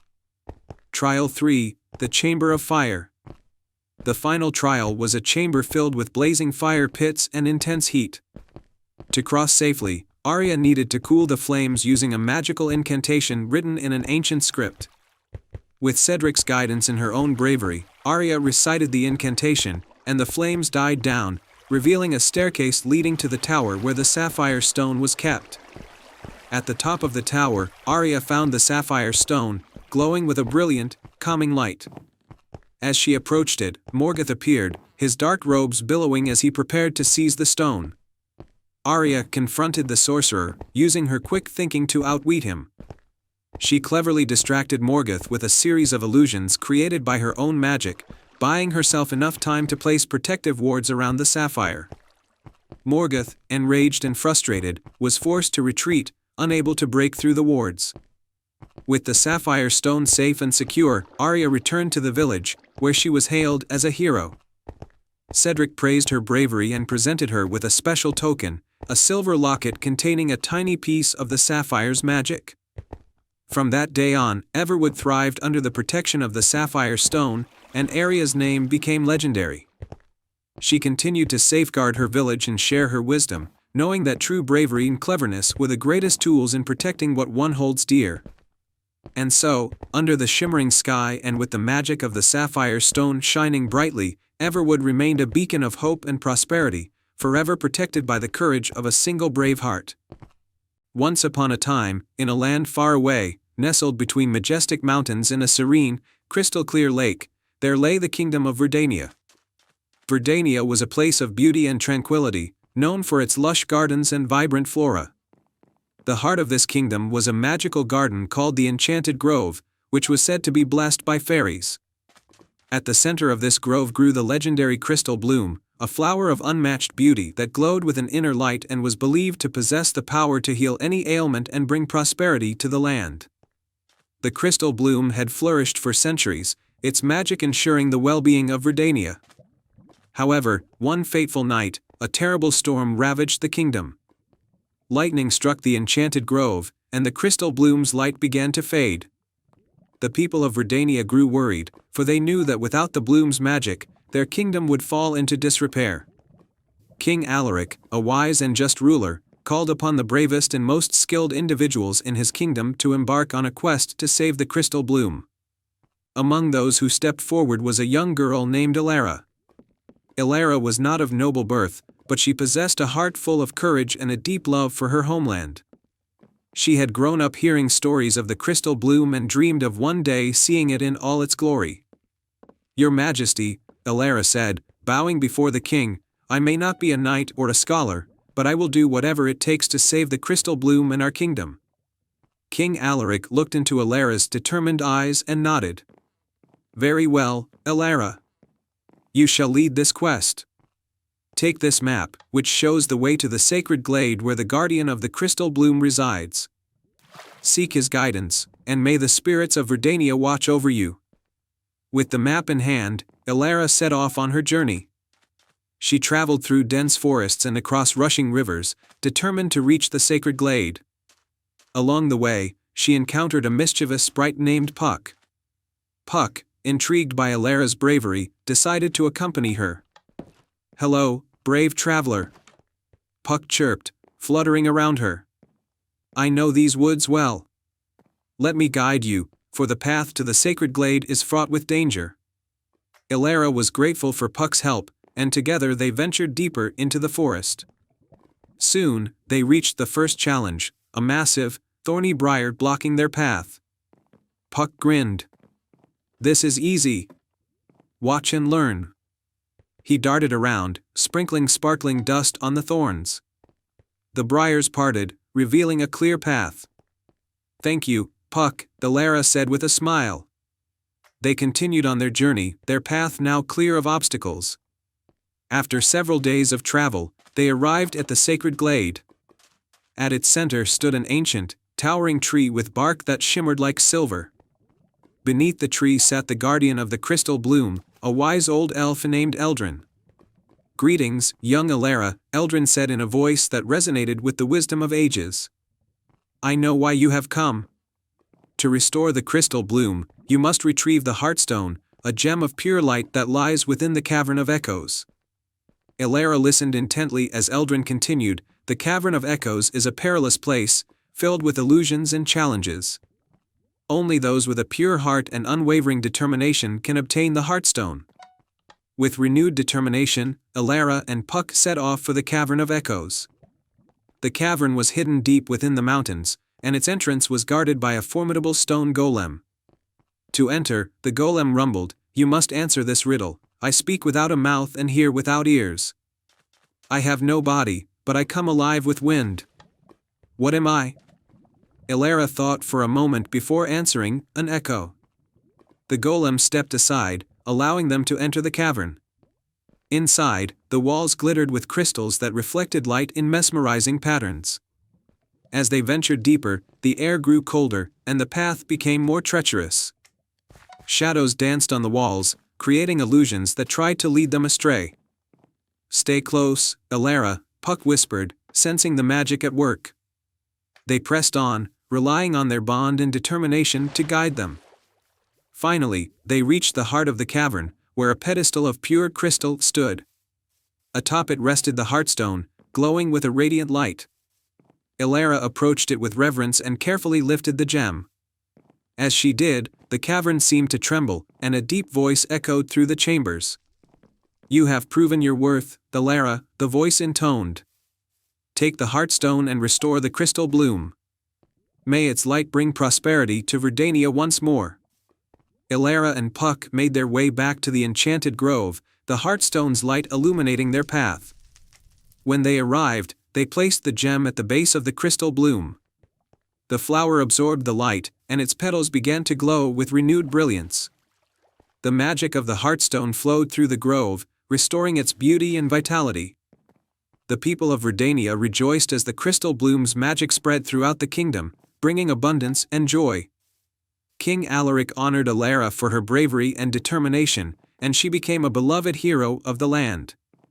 From that day forward, the crystal bloom flourished, its light a beacon of hope and prosperity. Elara's story was passed down through generations, a testament to the power of courage, love, and the unwavering spirit of a young girl who dared to embark on a quest to save her homeland. And so, Verdania thrived, its gardens blooming in vibrant colors, and its people living in harmony under the watchful glow of the crystal bloom. Once upon a time, in a tranquil village named Leora, nestled at the edge of an enchanted forest, there was a special lantern known as the Lantern of Leora. This lantern was said to hold the power to light up the darkest paths and guide those who were lost or in need. Its light was warm and soothing, a beacon of hope and comfort. The lantern had been passed down through generations, but as the village grew, its light began to wane. The villagers were concerned, for they believed that if the lantern went out, their village would be lost in darkness forever.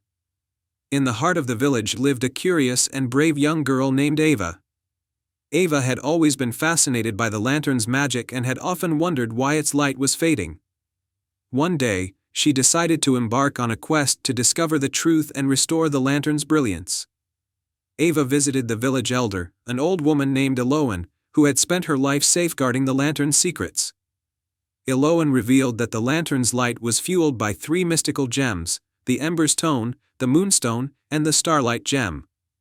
These gems had been lost over time, and their absence was the cause of the lantern's dimming light. To restore the lantern, Ava needed to find these 3 gems. Eloan handed Ava an ancient map and a small, magical compass that would guide her on her journey. With a determined heart, Ava set off towards the enchanted forest. The first destination on her map was the Cavern of Ember, where the Ember's Stone was said to be hidden. As Ava ventured into the cavern, she was met with intense heat and fiery obstacles. The cavern was guarded by a fierce, but wise fire serpent named Ignis. Ignis challenged Ava to prove her bravery. To do so, she had to navigate through a maze of flame and retrieve the Ember's Stone from a fiery altar. Using her quick thinking and courage, Ava carefully maneuvered through the flames, reaching the altar and claiming the Ember's Stone. Ignis, impressed by her bravery, allowed her to take the gem and blessed her with protection for her journey. Next, Ava followed the map to the Grove of Moonlight, where the Moonstone was hidden. The grove was a magical place bathed in soft, moonlit glow, and it was home to a wise old owl named Luna. Luna guarded the Moonstone and only revealed it to those who solved her riddle. Luna's riddle was, "I can be cracked, made, told, and played. What am I?" Ava pondered the riddle and realized the answer was a joke. Luna, delighted with Ava's cleverness, presented her with the Moonstone and wished her luck on her quest. The final destination was the Summit of Stars, where the Starlight Gem was said to be guarded by an ancient dragon named Astra. The summit was a steep and treacherous climb, but Ava persevered, reaching the dragon's lair at the top. Astra, though formidable, was wise and kind-hearted.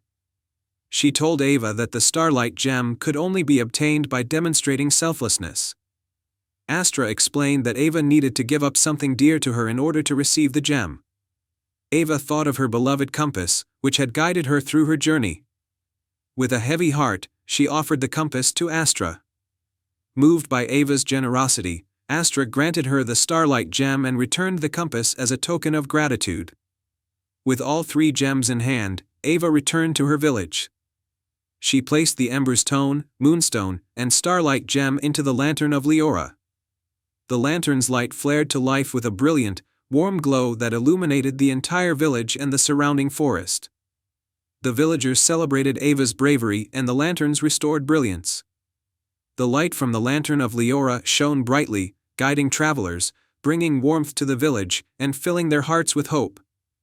Ava's adventure became a treasured story in Leora, a tale of courage, cleverness, and selflessness. The lantern of Leora continued to shine brightly, a symbol of hope and a beacon for all who sought its light. And so, the village of Leora thrived in the warm, magical glow of the lantern, ever grateful for the bravery of a young girl who had brought light back to their lives. Once upon a time, in the charming town of Everbrook, there was a beautiful old carousel in the center of the town square. The carousel was a marvel of craftsmanship, adorned with intricately painted horses and golden trim that sparkled in the sunlight. However, there was something truly magical about this carousel. It only operated at midnight, under the light of the full moon. Legend had it that the carousel was enchanted by a benevolent fairy long ago. The fairy had gifted it with the ability to transport those who rode it to a wondrous realm where dreams came alive. But, as time passed, the magic of the carousel faded from memory, and people thought it was just a beautiful but ordinary attraction. One evening, a curious girl named Alara, who had just moved to Everbrook, noticed the carousel's unusual charm. She had heard the stories from the townsfolk but was skeptical. Determined to discover the truth, Alara decided to stay up and see what happened when the clock struck midnight. As the full moon began its ascent into the night sky, Alara hid behind a nearby statue, waiting with bated breath. At the stroke of midnight, a soft, melodic chime filled the air, and the carousel's golden lights flickered to life. To her astonishment, the horses began to move, their eyes gleaming with a mystical light. Alara hesitated for a moment, then stepped forward and mounted one of the carousel horses. As soon as she did, the world around her began to spin, and she felt a gentle, tingling sensation envelop her. The carousel moved faster and faster, and in the blink of an eye, Alara found herself in a breathtaking new world. She was in a land of wonder, where the skies were painted in shades of pink and gold, and trees bore fruit that glowed with a soft, inner light. The ground was covered in shimmering, silver grass that sparkled with every step. Alara's heart raced with excitement as she dismounted and began to explore this magical realm. As she wandered, she encountered whimsical creatures, talking animals, playful sprites, and even a gentle dragon who offered to show her around. The dragon, named Ember, had scales that glistened like stardust and eyes that twinkled with kindness. Ember led Alara to a grand, crystal-clear lake that reflected the moonlight like a mirror. At the center of the lake was a small island with a magnificent tree that had golden leaves and branches adorned with sparkling fruit. The tree was known as the Wish Tree, and it was said that any wish made under its branches would come true. Alara approached the Wish Tree and closed her eyes, thinking deeply about her one true wish. She wished for her family to find happiness and for the new town of Everbrook to become a place of joy and wonder for everyone. As she opened her eyes, the Wish Tree's golden leaves shimmered, and a soft, melodious voice spoke. "Your wish is selfless and kind, and it shall be granted." Suddenly, the world began to spin again, and Alara found herself back on the carousel in Everbrook. The moon was still high in the sky, and the carousel slowly came to a stop. Alara dismounted, her heart filled with a sense of fulfillment and joy. The next morning, Everbrook woke to find that the town square had transformed. The carousel was now more enchanting than ever, with new, dazzling colors and even more beautiful decorations. The townsfolk gathered, marveling at the transformation. They felt an unexplainable sense of happiness and unity, as if a magical aura had been cast over the town. Alara's family, who had been worried about their new life in Everbrook, found themselves uplifted by the town's newfound spirit. The once quaint town now thrived with a sense of community and wonder, drawing visitors from near and far who came to experience the magic for themselves.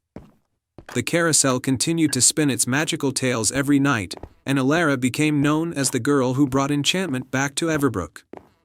She had not only discovered the truth behind the carousel's magic but had also fulfilled a wish that made a world of difference. And so, the town of Everbrook flourished under the glow of the moon and the magic of the carousel. Forever a place where dreams and reality danced together in harmony. In a faraway kingdom, nestled between towering mountains and vast green meadows, there lay a forest known as the Enchanted Grove. The grove was not like any other forest. It was filled with ancient trees that were said to be alive with magic. The leaves shimmered with a soft golden glow, and the air was always fragrant with the scent of flowers. The grove was protected by a powerful spell, and only those with pure hearts could enter. At the edge of the enchanted grove lived a little mouse named Pip. Pip was small, even for a mouse, but what he lacked in size, he made up for in courage. He had bright, curious eyes and a heart full of adventure. Pip lived with his family in a cozy burrow, but he often dreamed of exploring the world beyond the fields and into the magical grove. One day, as Pip was gathering seeds near the forest's edge, he overheard two sparrows talking. They were chirping excitedly about a great danger that was threatening the grove. An evil sorcerer, who had long been banished from the kingdom, had returned. He was planning to steal the magic from the enchanted grove to make himself the most powerful being in the land. If he succeeded, the grove would wither, and all its magic would be lost forever. The sparrows were worried, but they didn't know what to do. The creatures of the forest were too afraid to face the sorcerer, and no one had the courage to enter the heart of the grove to protect it. Pip listened intently, his tiny heart beating fast. He knew that someone had to stop the sorcerer, and although he was small, he was determined to try.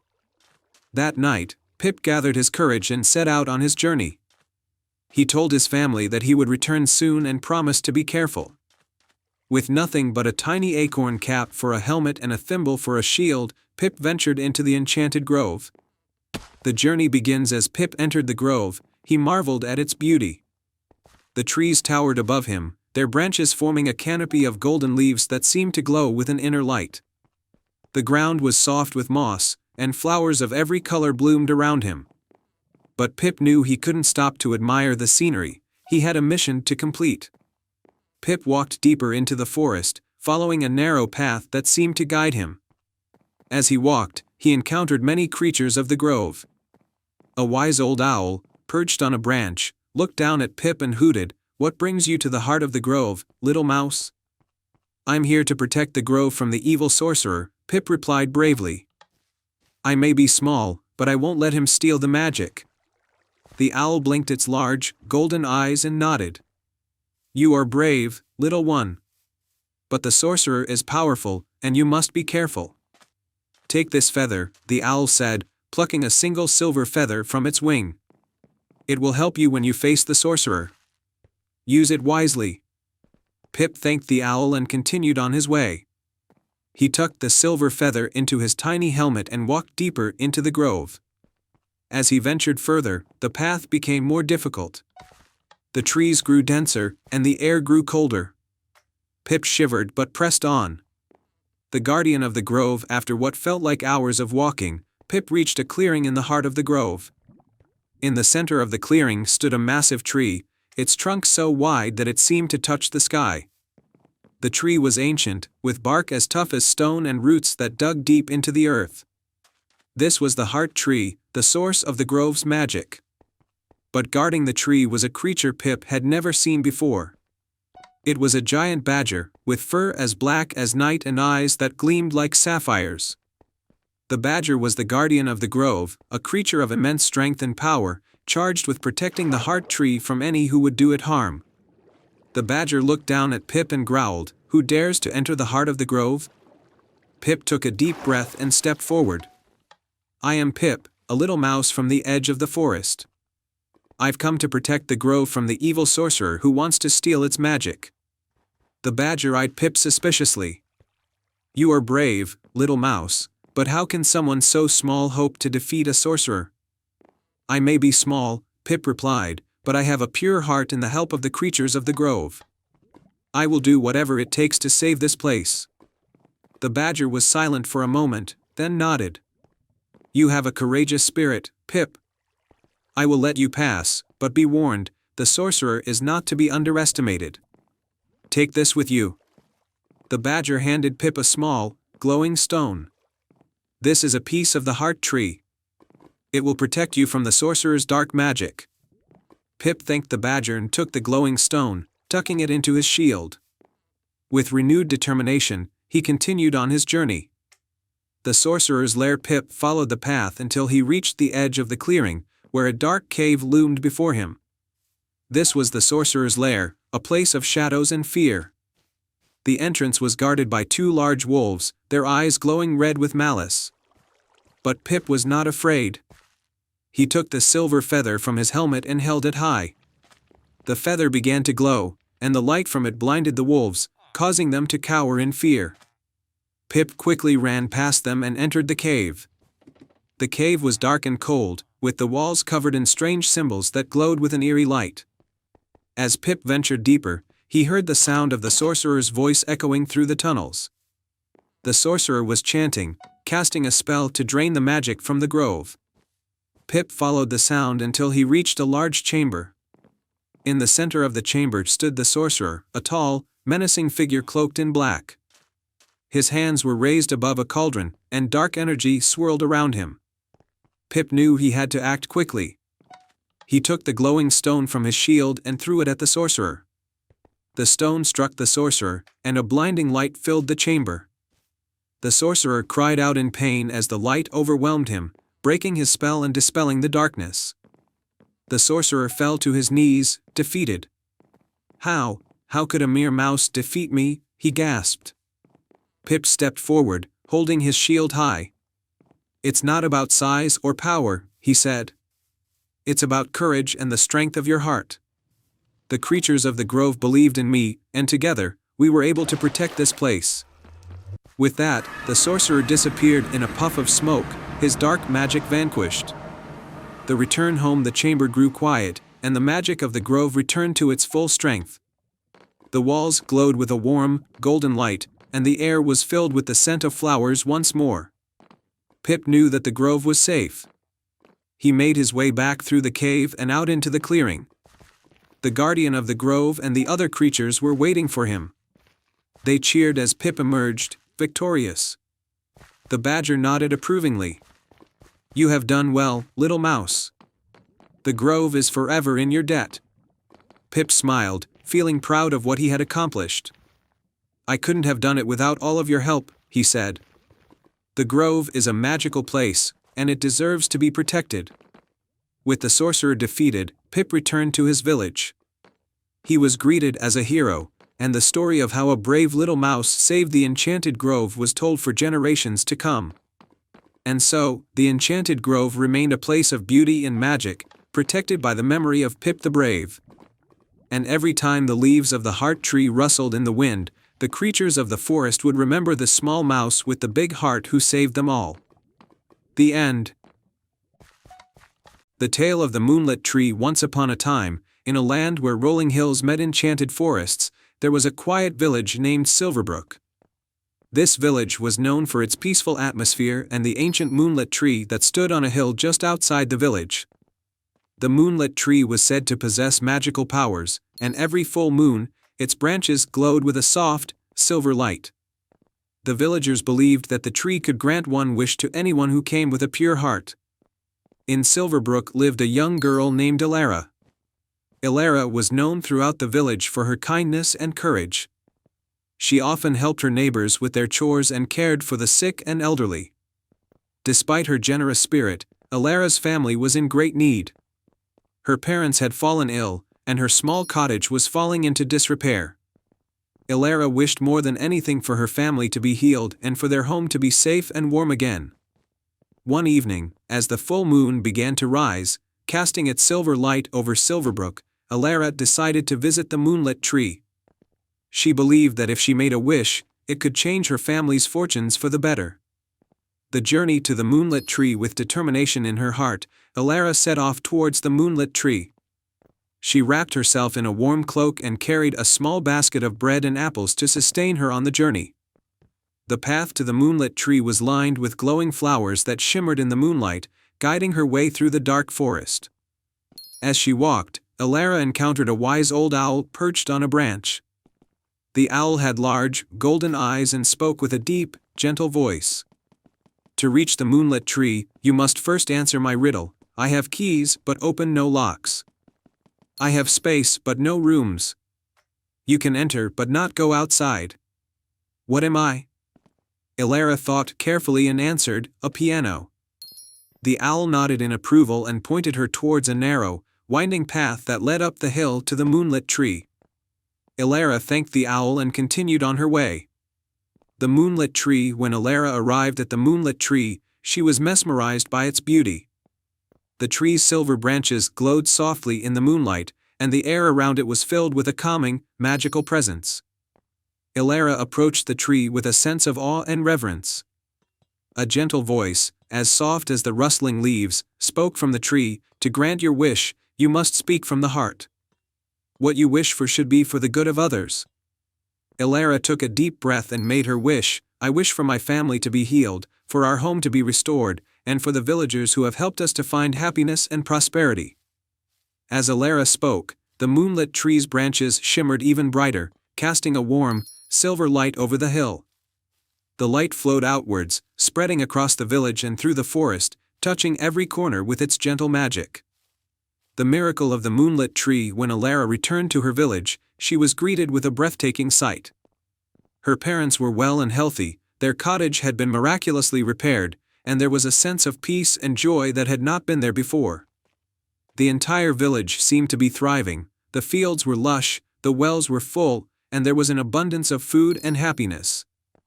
The villagers celebrated with a grand feast in Elara's honor, marveling at the miracle that had transformed their lives. They were grateful for the magic of the moonlit tree and the selflessness of Elara. Elara's story became a cherished tale in Silverbrook, a reminder of the power of kindness and the magic that comes from a pure heart. The moonlit tree continued to stand as a beacon of hope, its silver light a symbol of the love and unity that bound the village together. And so, Silverbrook flourished, forever blessed by the magic of the moonlit tree and the heart of one extraordinary young girl. In a quaint kingdom nestled between rolling hills and ancient forests, there was a small village named Eldoria. This village was renowned for its beauty, with its flower-filled meadows and crystal-clear streams. But the villagers knew of something even more special. Each night, a single star, the hidden star, would shine brightly in the sky, guiding lost travelers home. The star was said to hold magical powers, but no one knew its true origin. In this village lived a curious young boy named Leo. He had a mop of unruly hair and a heart full of adventure. Every evening, he would gaze up at the hidden star and dream of discovering its secrets.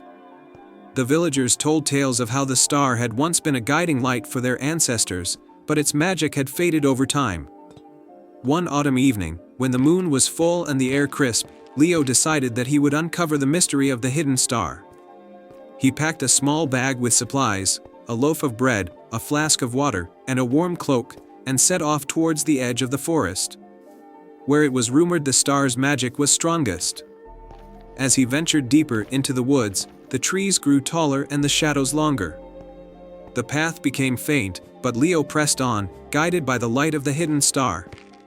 He walked until he reached a clearing with an enormous, ancient oak tree at its center. The tree's branches reached high into the sky, almost as if trying to touch the star itself. Leo rested beneath the oak, staring up at the star that seemed to twinkle more brightly than usual. Just as he was about to fall asleep, a gentle voice spoke from the tree. "You seek the hidden star, young one?" Startled, Leo looked around and saw a figure emerging from the oak, a wise old man with a long, silver beard and a robe that shimmered with the colors of the night sky. He was the Star Keeper, a guardian of the hidden star's magic. "Yes," Leo said, finding his voice. "I want to understand the star's secret and restore its magic to help our village." The Star Keeper's eyes twinkled with approval. "A noble quest indeed.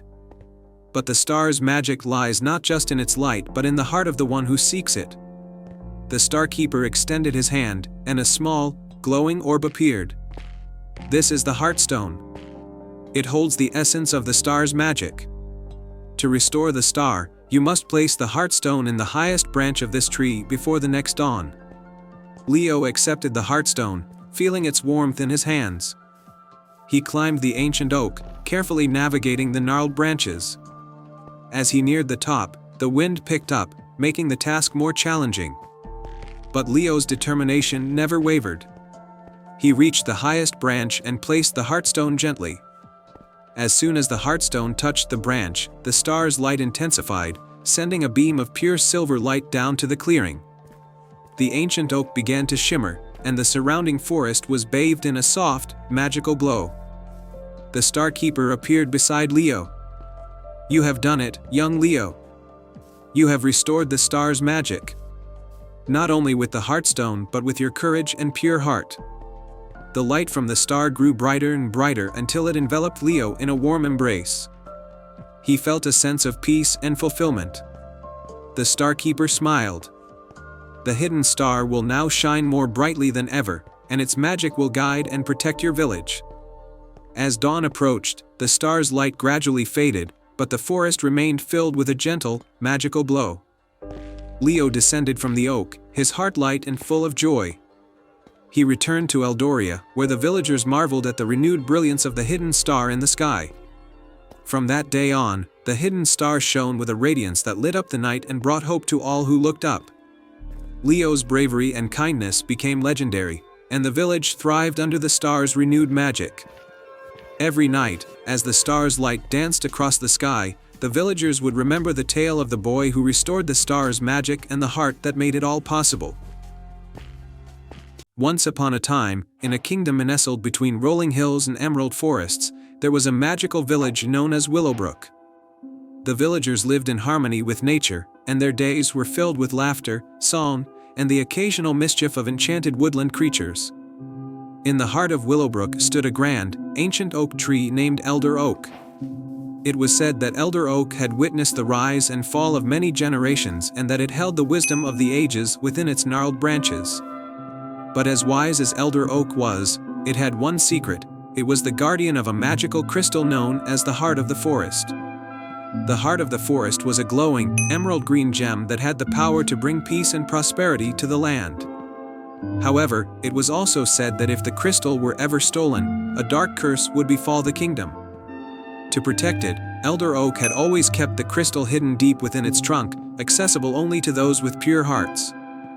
One crisp autumn morning, a young girl named Alara woke to find a strange sight outside her cottage. An enormous, swirling mist had settled over the village, and the usually cheerful woodland creatures were nowhere to be seen. Alarmed, Alara decided to investigate. She grabbed her cloak, a basket of berries, and set off towards Elder Oak. As Alara approached the ancient tree, she noticed that the mist grew thicker, and the branches of Elder Oak seemed to tremble. The heart of the tree had dimmed, and it was clear that something was terribly wrong. Determined to help, Alara touched the trunk gently and whispered, "Elder Oak, what has happened?" From within the tree, a soft, sorrowful voice replied, "The heart of the forest has been stolen, and the land is growing darker by the minute. Only a true-hearted soul can retrieve it and restore balance." Alara felt a chill run down her spine, but she nodded resolutely. "I will find it. Please, tell me where to start." Elder Oak's voice was barely a whisper. "Follow the path through the mist. It will lead you to the Shadow Realm. There, you will find the lair of the thief. Beware, for darkness can cloud even the purest of hearts." With a deep breath, Alara ventured into the swirling mist. As she walked, the world around her grew darker and more twisted. Trees seemed to twist into eerie shapes, and shadows whispered unsettling secrets. But Alara pressed on, guided by a faint, glowing light that grew stronger with each step. Finally, she arrived at a cavern entrance shrouded in shadows. With a steady heart, she entered. Inside, the cavern was filled with a soft, eerie glow from crystals embedded in the walls. At the center of the cavern, on a pedestal, sat the Heart of the Forest, surrounded by swirling dark energy. Guarding the crystal was a shadowy figure cloaked in black. The figure turned to face Alara, revealing a face that seemed to shift and change with the shadows. "Who dares to challenge me?" the figure's voice echoed menacingly. "I am Elara, and I have come to reclaim the heart of the forest," she declared bravely. The figure laughed, a sound like rustling leaves. "You think you can take it from me? This crystal has given me power beyond your imagination. But I shall offer you a challenge. Solve my riddle, and I will let you take the heart. Fail, and you shall be lost in darkness forever." Elara nodded, steeling herself. "What is your riddle?" The figure's eyes glowed faintly as it spoke. "I speak without a mouth and hear without ears. I have no body, but I come alive with the wind.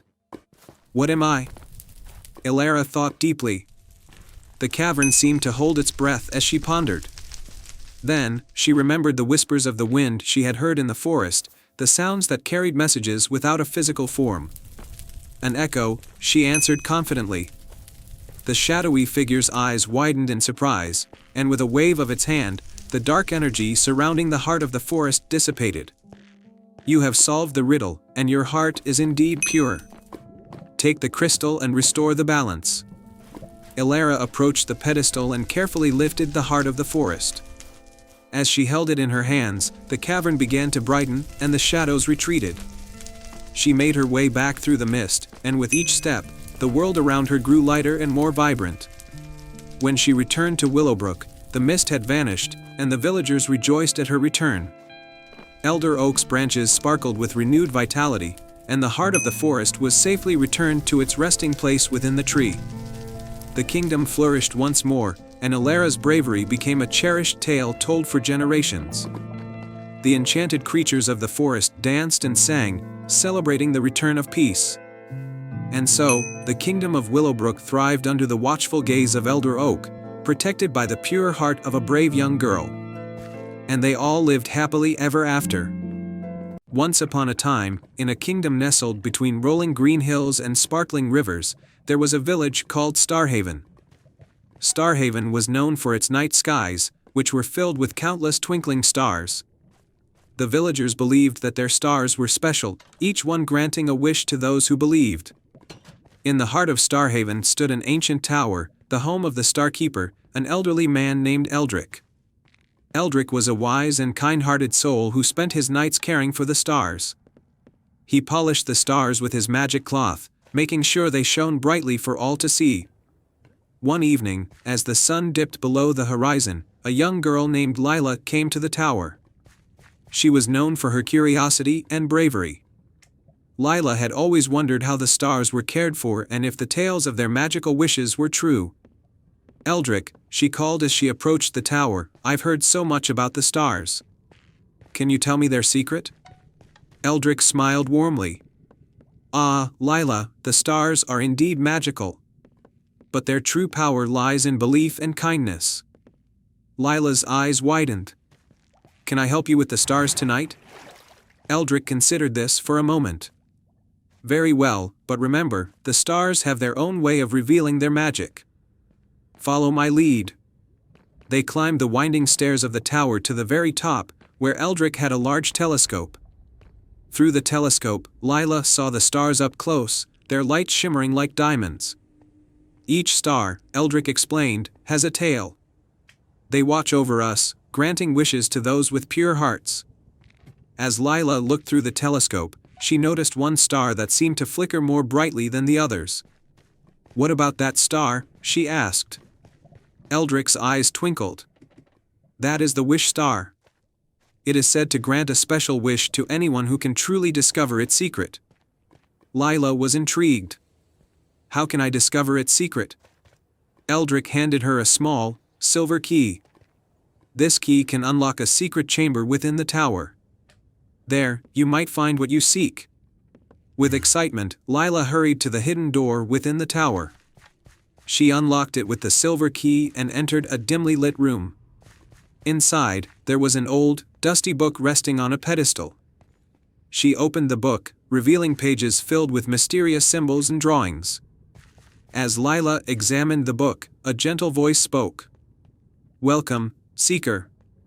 To unlock the Wish Star's true power, you must understand the essence of wishes." The voice belonged to an ethereal figure that appeared from the book, a guardian of the stars named Seraphina. She glowed with a soft, celestial light.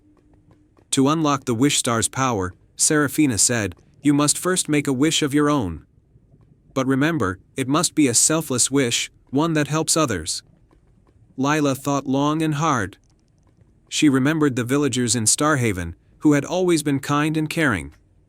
They had helped her and her family through many challenges. She realized that her wish was not for herself, but for the well-being of her village. With a deep breath, Lila made her wish aloud, I wish for the prosperity and happiness of Starhaven and its people. The room filled with a brilliant light, and Seraphina smiled. You have made a wish of great virtue. The wish star's magic will now shine brighter, and its light will bring joy and prosperity to Starhaven. Lila returned to Eldrick with a heart full of joy. The wish star's secret is to wish for the good of others. Eldrick nodded approvingly. You have learned well. The true magic of the stars lies not in their light, but in the light we bring to others. As the night continued, Lila and Eldrick watched the stars together. The wish star gleamed more brightly than ever, casting a warm glow over Starhaven. The village thrived with newfound hope and happiness, thanks to Lila's selfless wish. From that night on, Lila became known as the Guardian of Wishes, and she continued to spread kindness and joy throughout Starhaven. Eldrick and the stars watched over her, knowing that the magic of the stars was alive and well in the hearts of those who believed. And so, in the heart of Starhaven, where the stars always shone brightly, Lila's story was told for generations to come. It was a tale of kindness, selflessness, and the true magic of wishes, reminding everyone that sometimes, the brightest stars are those that shine from within. Once upon a time, in a land far away, there was a kingdom named Luminera, renowned for its beautiful gardens. The most splendid of these was the Moonlit Garden, which bloomed only under the light of the full moon. The garden was said to be a gift from Luna, the moon goddess, and was filled with flowers that glowed with an ethereal light, enchanting anyone who wandered through it. In this kingdom lived a young girl named Elara, who loved the moonlit garden more than anything else. Every full moon, she would sneak out of her home and spend hours wandering among the glowing flowers, dreaming of the day she might meet Luna herself.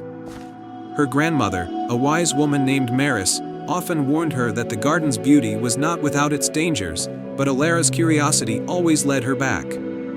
One night, as Elara roamed the garden, she stumbled upon a hidden path she had never seen before. Her heart raced with excitement as she followed the path, which led to a secluded glade where a single, magnificent flower stood.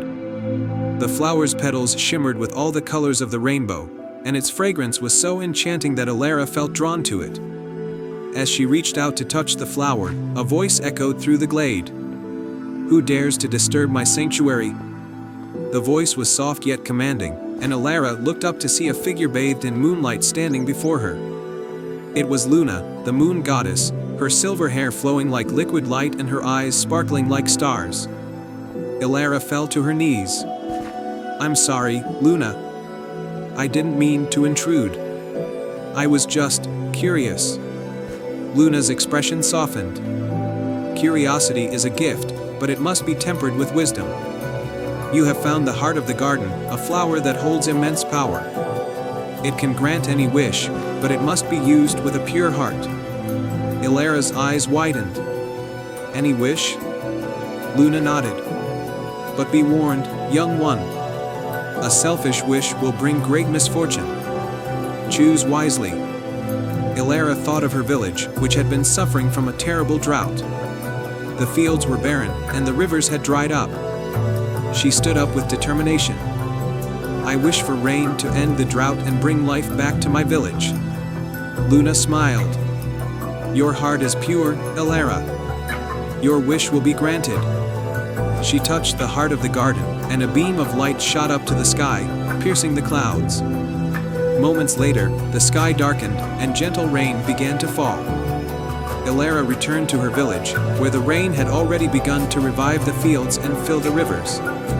The villagers rejoiced, and Elara's grandmother hugged her tightly. "You have done a great thing, my dear. Luna must have seen the purity of your heart." The next full moon, Alara returned to the moonlit garden to thank Luna. As she wandered through the now thriving garden, she noticed that the heart of the garden was gone. In its place was a small, glowing seed. Luna appeared once more. The heart of the garden has served its purpose, but its magic lives on in this seed. Plant it in your village, and it will grow into a new moonlit garden, bringing beauty and magic to your home. Alara took the seed and planted it in the center of her village. Over the next few months, a new moonlit garden blossomed, more beautiful than anyone could have imagined. The villagers tended to it with care, and it became a place of wonder and joy for all. Alara grew up to be a wise and beloved leader of her village, always remembering Luna's lesson about the power of a pure heart. And every full moon, she would visit the moonlit garden, grateful for the magic and beauty that had transformed her village. And so, the kingdom of Luminera lived happily ever after, with the moonlit garden as a reminder of the magic that could be found in the world when one acted with a pure heart. The end. In the heart of the bustling kingdom of Oldoria, there lay a garden known for its breathtaking roses. Among these roses was one extraordinary bloom, the enchanted rose. It was said that this rose could grant a single wish to anyone pure of heart who found it. Princess Isabella, a kind-hearted and brave young woman, had heard tales of the enchanted rose from her grandmother. As the kingdom faced a time of great trouble, a terrible drought that had withered their lands, Isabella decided she would find the rose and make a wish to save her kingdom. One moonlit evening, when the stars twinkled brightly in the sky, Isabella set out on her quest. She carried a satchel with essentials, a map of the kingdom, a lantern, and a small book of fairy tales her grandmother had gifted her. Isabella's journey led her to the Whispering Woods, a mysterious forest known for its talking animals and magical creatures. The path was overgrown and shadowy, but the light of the full moon guided her way. As she walked, Isabella met a wise old fox named Fennec, who spoke in a voice like rustling leaves. "Greetings, Princess," Fennec said. "The enchanted rose is hidden deep within the forest, but reaching it will not be easy. You must seek the guidance of the woodland spirits." Fennec directed Isabella to a large oak tree with a hollow at its base. Inside, she found a small, glowing sprite named Leela, who fluttered her delicate wings. "Hello, Princess Isabella," Leela said. "To find the enchanted rose, you must pass 3 trials set by the forest spirits. These trials will test your heart and courage." Leela led Isabella to a clearing where a fierce storm had been conjured. The wind howled, and lightning flashed across the sky. In the center of the clearing was a magical artifact, the Storm Amulet, which Isabella needed to retrieve. Despite the fierce storm, Isabella pressed on. She shielded her eyes from the lightning and braved the winds. With determination, she reached the amulet and clutched it tightly. The storm subsided, and the clearing was calm once more. The second trial took Isabella to a tranquil pond surrounded by enchanted lily. On the pond's surface floated a riddle written on shimmering leaves. "I speak without a mouth and hear without ears. I have nobody, but I come alive with the wind. What am I?" Isabella pondered the riddle, drawing on the wisdom she had gained from her grandmother's fairy tales. After a moment, she answered, "An echo." The lily glowed brightly, and a path to the next trial appeared. The final trial led Isabella to a glen where a family of magical creatures, a deer, a fox, and a rabbit, were in distress. They were lost and frightened, needing help to find their way home. Isabella approached the creatures with kindness and empathy. She spoke soothingly, helped them navigate the forest, and guided them safely to their homes. The creatures thanked her with warm smiles, and the path to the enchanted rose was revealed. Isabella followed the path to a hidden garden bathed in moonlight. At its center stood a majestic rose, its petals glowing with a soft, ethereal light. The enchanted rose was more beautiful than she had imagined, radiating a magical aura. As Isabella approached, a gentle voice spoke from the rose itself. "Princess Isabella, you have proven your heart through courage, wisdom, and compassion.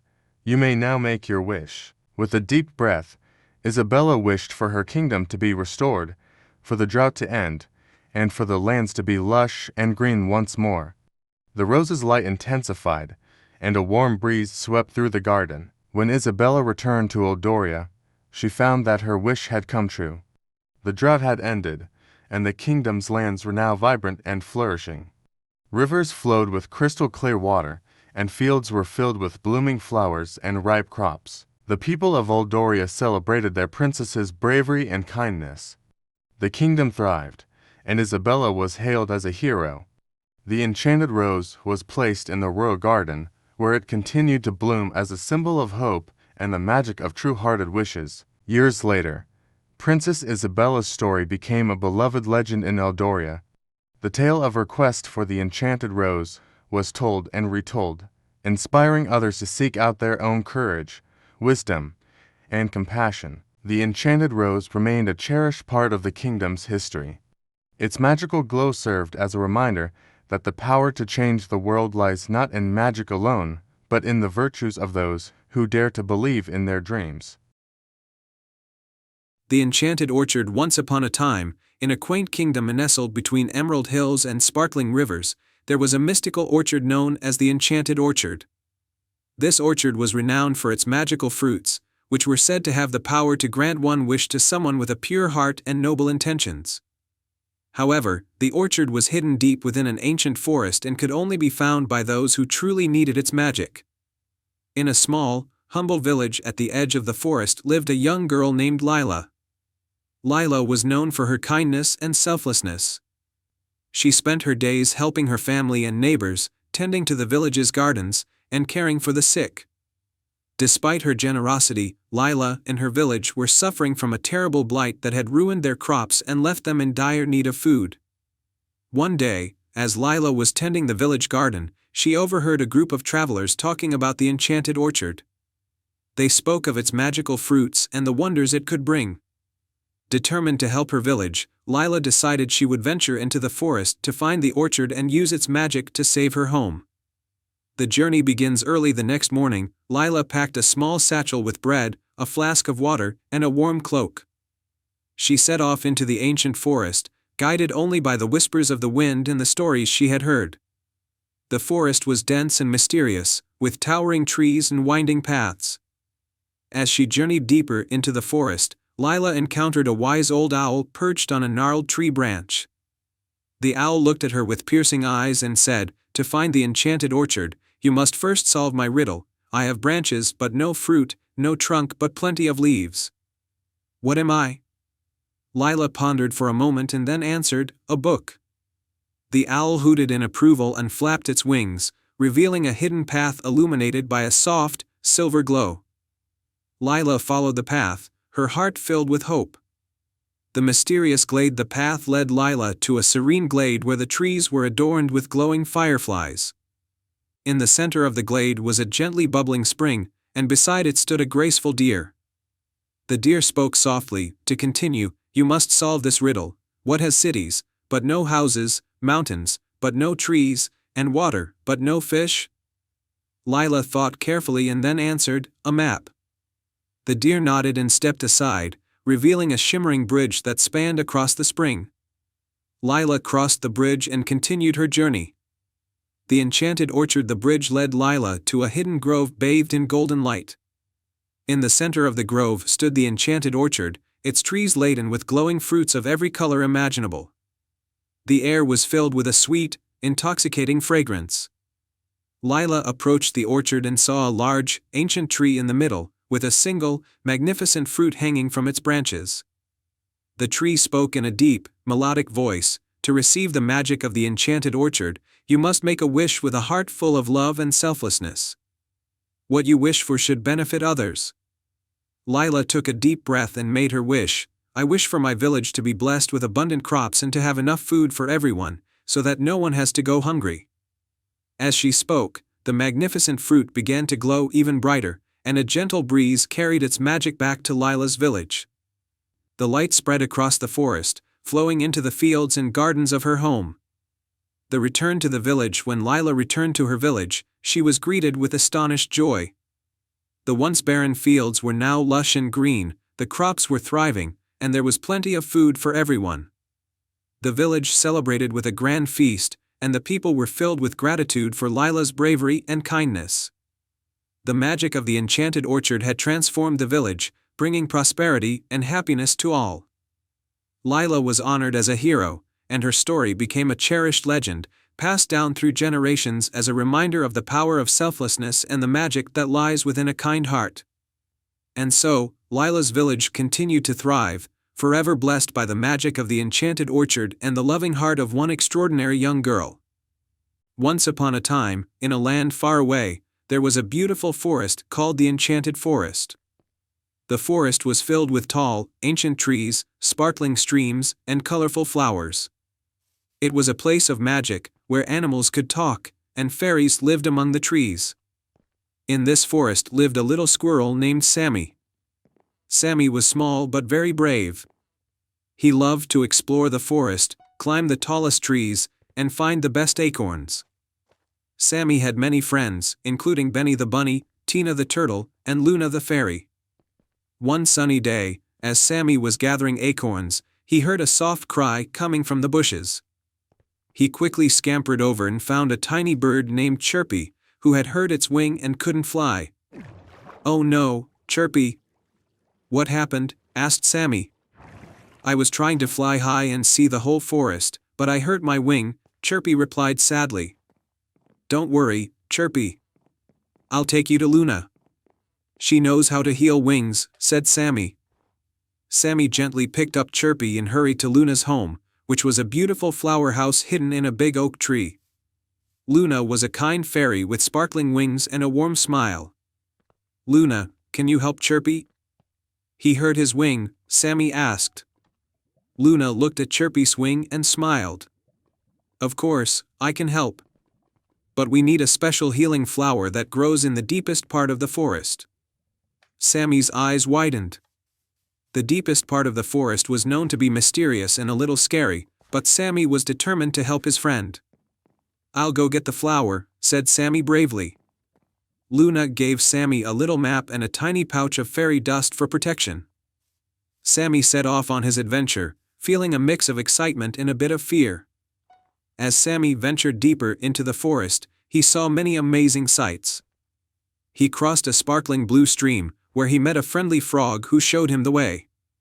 He walked through a meadow of colorful flowers, where butterflies danced around him. Finally, Sammy reached the deepest part of the forest. The trees were tall and dark, and it was very quiet. Sammy took a deep breath and followed the map. He soon found the special healing flower, glowing softly in the shade of a big tree. Just as Sammy picked the flower, a loud growl echoed through the forest. A big, shadowy figure emerged from the trees.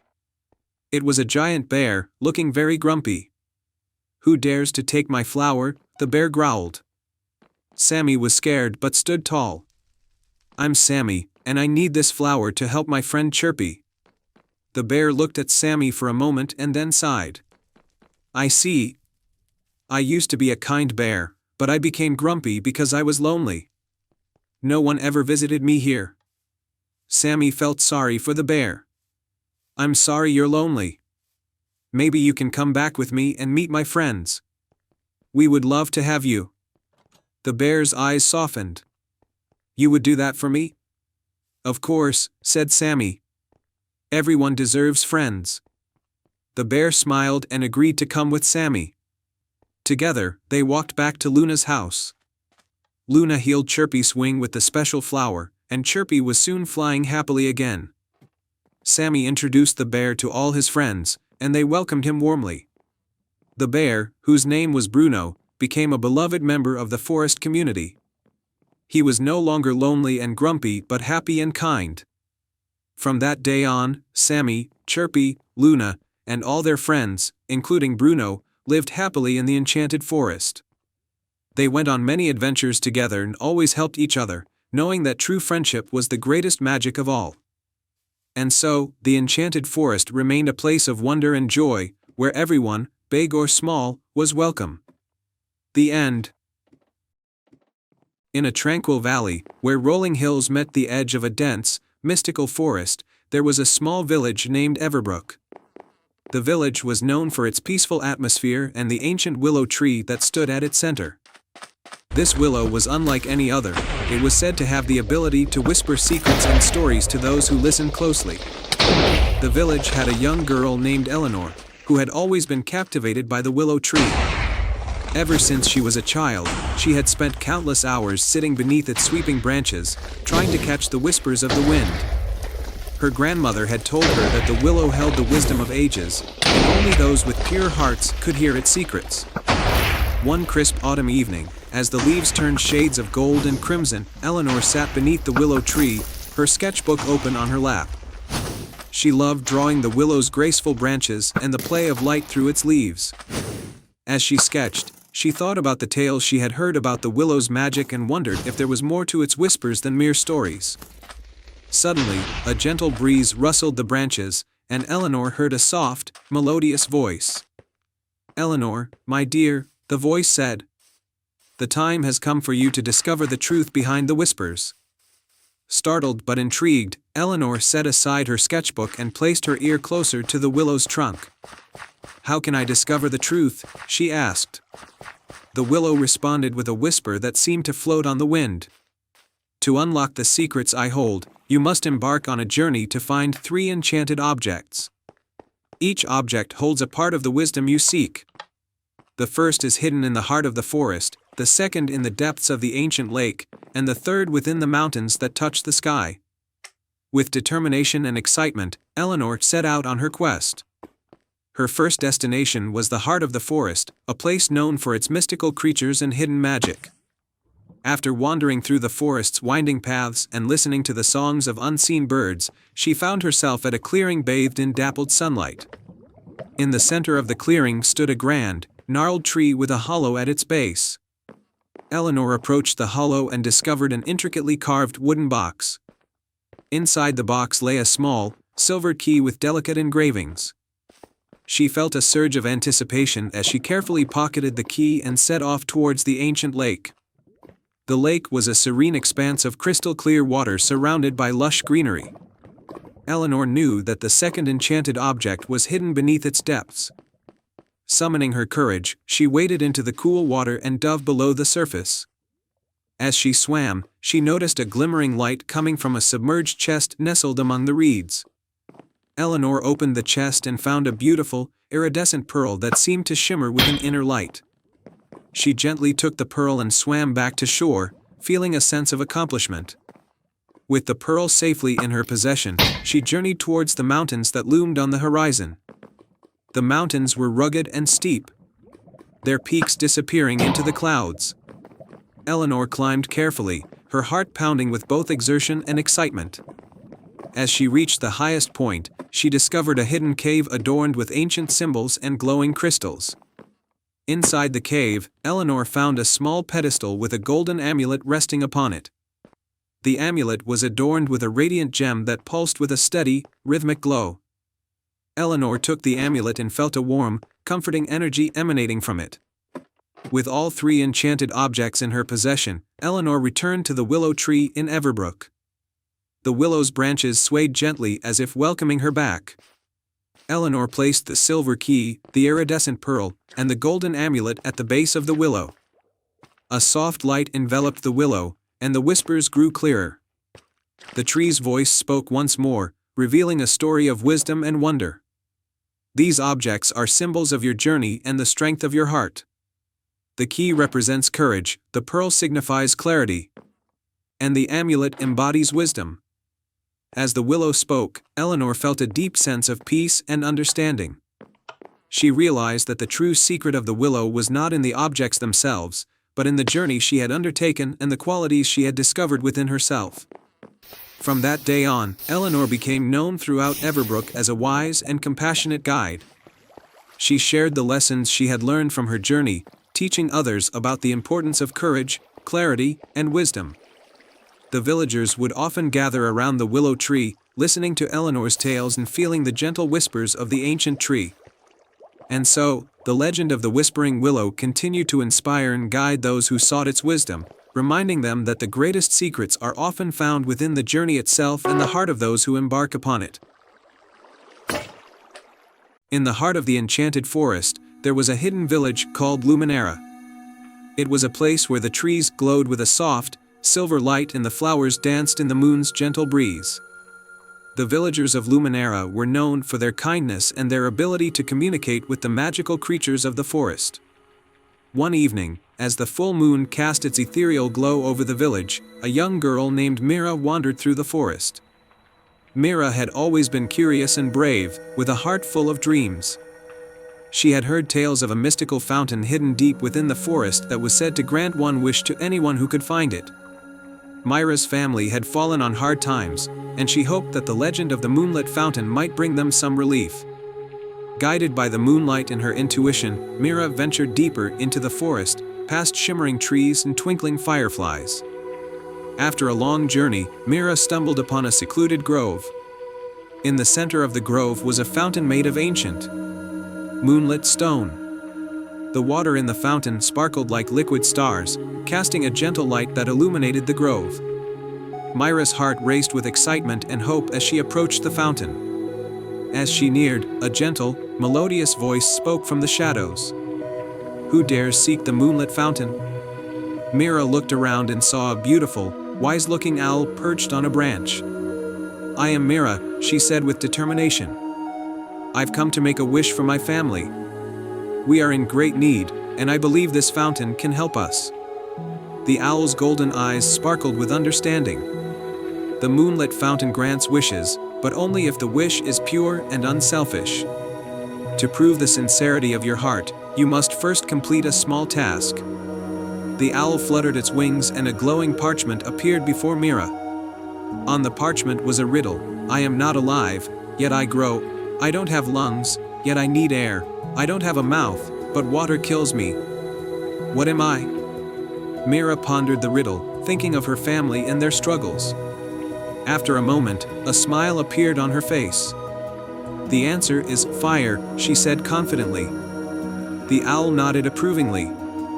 "You have solved the riddle. The moonlit fountain will now grant you one wish. Speak your wish with a heart full of love." Mira approached the fountain and gazed into the shimmering water. She closed her eyes and thought of her family, her village, and the happiness she wished for them all. With a deep breath, she made her wish aloud: "I wish for a blessing of prosperity and happiness for my family and for everyone in my village." The water in the fountain began to glow even brighter, and a soft, melodious song filled the air. The moonlight grew more intense, enveloping Mira in a warm, comforting glow. The owl spoke once more: "Your wish is granted, Mira. The magic of the moonlit fountain will bring joy and abundance to your family and village." Mira thanked the owl and the fountain, her heart filled with gratitude. As she made her way back to Luminera, she noticed that the forest seemed to sparkle even more brightly than before. The journey felt shorter, as if guided by an unseen hand. When Mira returned to her village, she was greeted with a sight that filled her with joy. The once modest homes were now transformed into vibrant, welcoming places. The fields were lush with crops, and the village's once quiet streets were alive with laughter and cheer.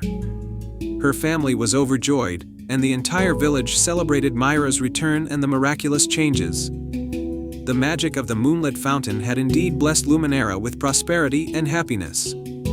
From that day on, Mira was known not only for her bravery but also for her pure heart. The tale of the moonlit fountain and the kind girl who found it became a cherished story passed down through generations, reminding everyone of the power of selflessness and the magic that can come from a wish made with love. And so, under the moonlit sky, the village of Luminera thrived in harmony, forever grateful for the blessings brought by a brave and kind-hearted girl.